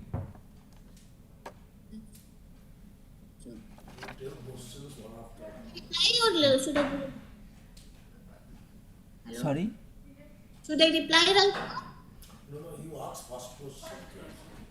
Please, first question is, can mushroom help in developing immunity within the children against? The voice. Voice is not going. You can type it. Send the questions. Okay. Send the question. Send the question. Yeah, all the questions will send you. All the Okay. questions will send you, and you please give a reply. Okay. So let us now thank Professor Kaur and for illuminating us with his research on the plant science. Thank you very much. And now we'll invite our next speaker, Dr. Ujjwal Nyoge. So good morning, Dr. Nyoge. Good morning. Yeah. Dr. Ujjwal Nyoge is an associate professor of the virology at the Karolinska Institute, Stockholm, Sweden. He has received the several awards like a New Investigator Award, a conference in Boston, USA. She has received the awards for the experimental virologist and immunologist research in 2016, and the recipient of the Erasmus Mundus Scholarship for doctoral study. His area of expertise is virology, infection disease, molecular epidemiology, multi-omics, system biology, etc. Many more. So with this short introduction, I'll invite Dr. Nyoge on his topic to speak on his topic, host-targeted therapy as a novel therapeutic target against the SARS-CoV-2. So please start, Dr. Nyoge, and please wrap up within the 20 minutes time. Thank you. Yeah, thank you. Can you hear me? Can you hear me? Yes. Sure, we can hear you. Please. And can you see my slides also, right? Yes, we can see. Okay. Okay. Thank you for inviting me for this COVID-19 post-COVID era conference. So I'm going to talk about our little bit work that we have started on host-targeted therapy. And I think this is a nice continuation of Professor Kaur that said that, okay, we have to boost our immunity. So what I will talk today a little bit about the general background. I will talk a little bit about the Swedish strategy, because this is the one of the strategy which is built on herd immunity. But we are not ready to say it's a herd immunity, but it's basically based on that. And I'll talk a little bit about the virus, some therapeutic option, and the lab focus on host-targeted therapy that we believe for the future of the antiviral strategies. So if you see the current situation, most of the countries are already there, and in some countries there are very high number of cases per 100,000 cases. For example, US and Brazil, they have 120 cases per 100,000 cases. So what is the Swedish strategy? So when the epidemic started, the government handed over the whole response to the scientific community. In February, the Prime Minister gave one small talk or cameo kind of thing, so that the crisis will continue for a long time. It will be tough, but our society is strong. If everyone takes the responsibility together, we will overcome it. And after that, there is not much strategy or something that is placed by the government. Rather, it was placed by this person, whom we call the Swedish Anthony Fauci. So his name is Anders Tegnell, who is also a SARS researcher, and he is the mastermind behind the Swedish strategy. So what is the Swedish strategy? No lockdown, no face mask, schools are open. This is one thing the several several president, including Donald Trump, has criticized, because our neighboring country like Denmark, Norway, they've gone for a hard lockdown, and their death is less, number is less. One thing to be noted here, still today, everything is open and there'll be no restriction at all. And also there is a debate article, something is coming up in scientific literature, has Sweden coronavirus strategy successful? But what the population believe, yes, we believe that it is a good strategy. Just keep the distance, and I will tell what are the strategy made for. And it's highly followed by the political community also. For example, we don't have face mask in the in public places. So, and this is a 20th July meeting in Brussels, I guess. And the only prime minister who is not wearing is the Stephen Löfven, who is not wearing the face mask. So they also have a strong faith and belief on the public health Sweden. So what's the strategy? So this strategy was placed in early April, placed in March and then updated on 16th April. And from that day, and I think we will have this strategy until the end of this year. So stay home if you feel little bit sick, even sore throat, be in home. Wash your hand frequently with soap and water for at least 20 seconds. Keep away from others, both indoor and outdoors, including public transport. So all over the city, you can see this kind of board, which says that distance and then stay you are ill, both in several languages. I think there's 10 languages is now in place. Avoid funerals, baptism, parties, or wedding. Only travel necessary, because we have been asked those who can work from home, just work from home, and then do not travel during the rush hour. And we have to protect our elderly people, so that's 70 and above. So that's the major focus now, because their Swedish strategy failed. We have lot talk about flatten the curve, this kind of phenomenon. And if you see, I will say this is the true flatten the curve, flattened curve. So initially there is a high increase in the early March, because there is a around 150,000 people came from the sports holiday from Italy and Austria, where that time it was 2, and then it's a drastic increase, and then it's stable. Because Sweden initially do not do any testing for general public. It's only those who are hospitalized. And then after the situation normalized, they have built the capacity to do testing, and it's increased. And now the case has come down to 200 to 300 cases per day, but death is only 6 to 7 per week. Now, how we see the graph, it's United States is more or less stable, little bit up. Unfortunately, India is going high, and it's now look very good to us, those who are working in this. And the Sweden, it's gone rapidly up and then stabilized, and now it started coming down. And the projection is we already lost around 5,700 individual patient. But the projection is until next year, September, will not go beyond 7,000. But it's also a failure. There's a failure, so we are not able to protect our elderly population. So 50% of death is from this group, is from nursing home, where this end stage of life they are carrying. Most of the Alzheimer patient, they don't know how to react. So that's the bigger failure for the Swedish strategy. So what I'll talk about directly going from there, the treatment options. So what are the treatment options? And after that, there is some clinical study or in vitro study which showed it has effect on virus, mainly after infection.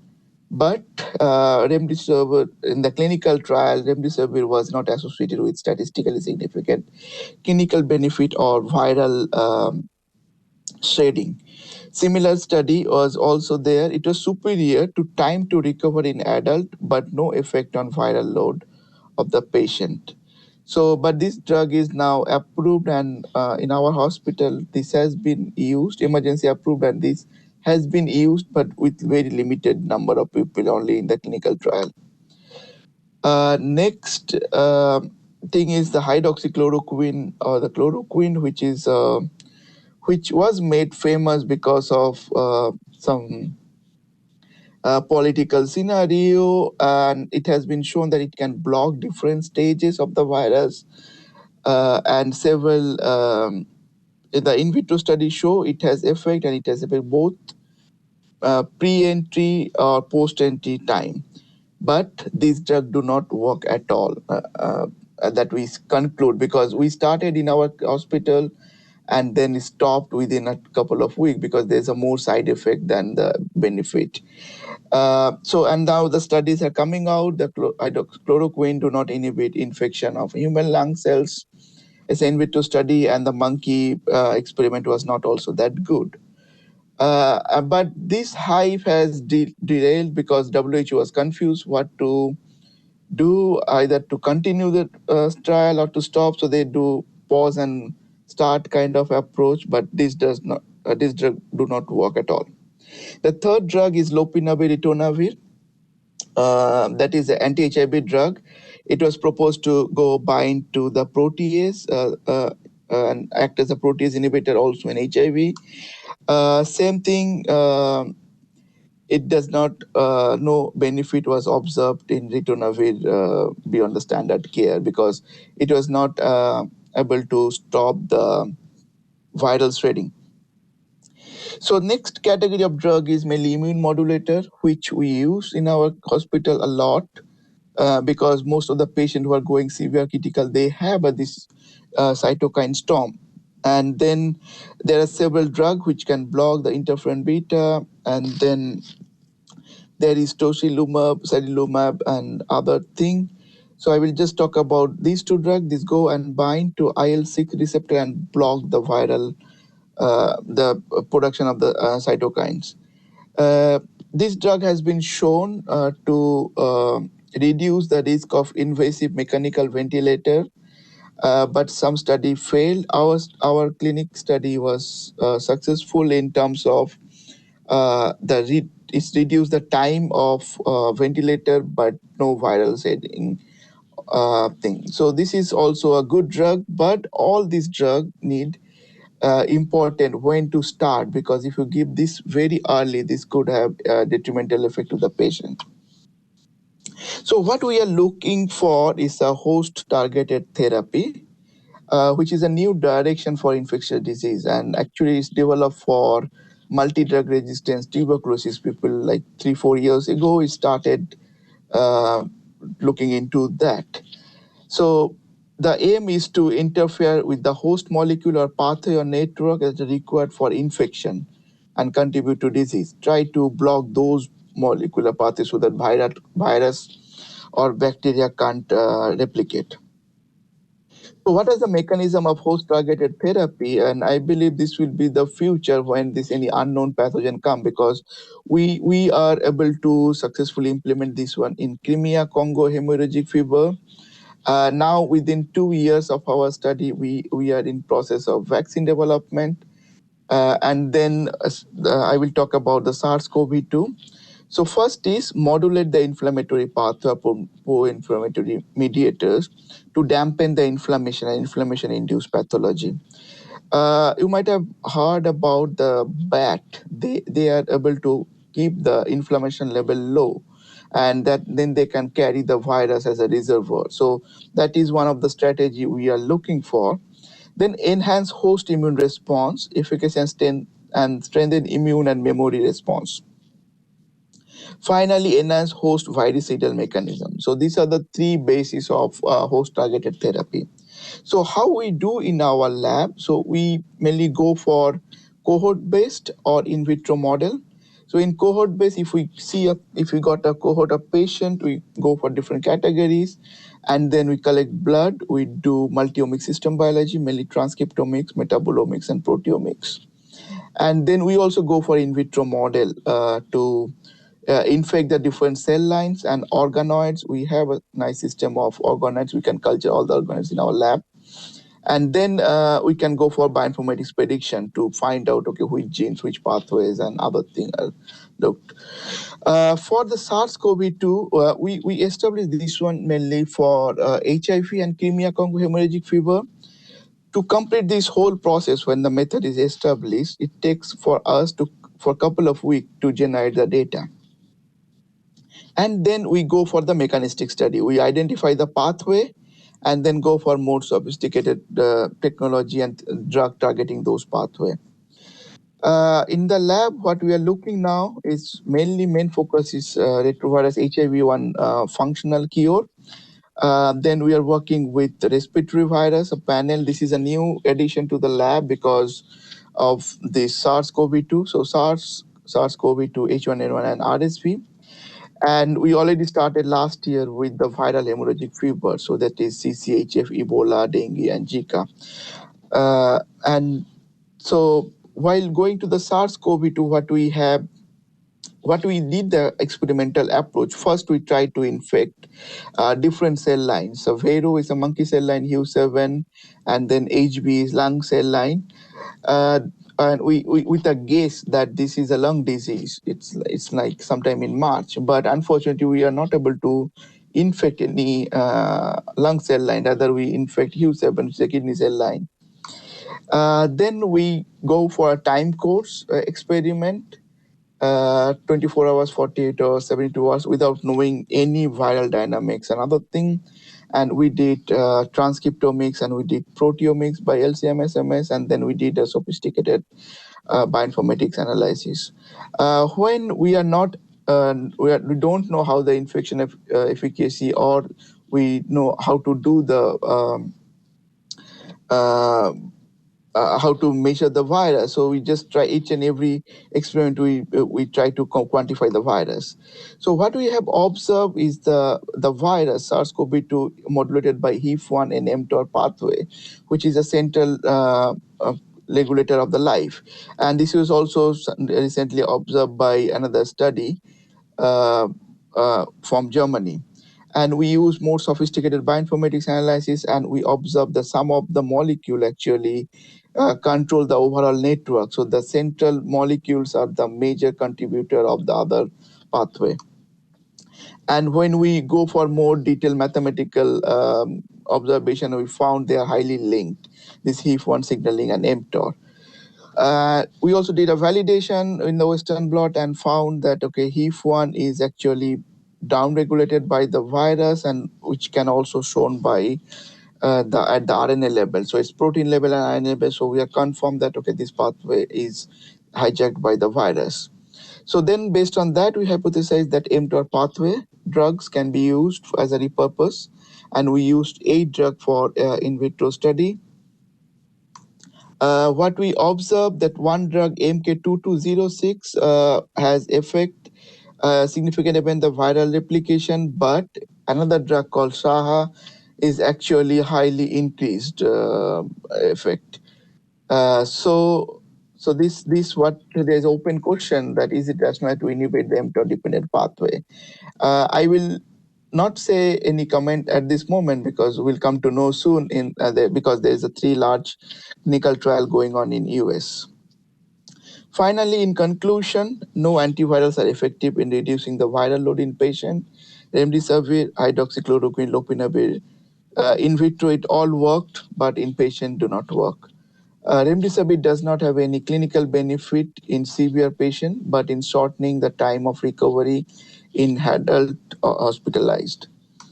Severe patient needs special attention to reduce cytokine storm, so immune modulator may be beneficial, but it's need to have a good timing when to administered. And then host targeted therapy targeting mTOR pathway can be an attractive strategy in combination with antivirals. Maybe we have to stop the virus first in the beginning and then modulate for the better response. Finally, one thing we have noticed in this COVID research that people are just jumped into the clinical trials based on the in vitro computer stimulation data, which may not be a good strategy because hydroxychloroquine or other drugs actually has that tendency. So it is possible now to do virus biology because there are several labs, there are technology available. One can screen 3 million compound in vitro assays with the virus if the virus is available. So there should be more application of the technology that is available. Finally, this is my team. I have both bioinformatician, Anup and Flora is bioinformatician, and rest of the laboratory team who worked hard. We worked nearly 14 to 18 hours per day in March, April, and May. And this is not possible without help from the proteomics facilities and then SARS expert. Now we have initiated a clinical study.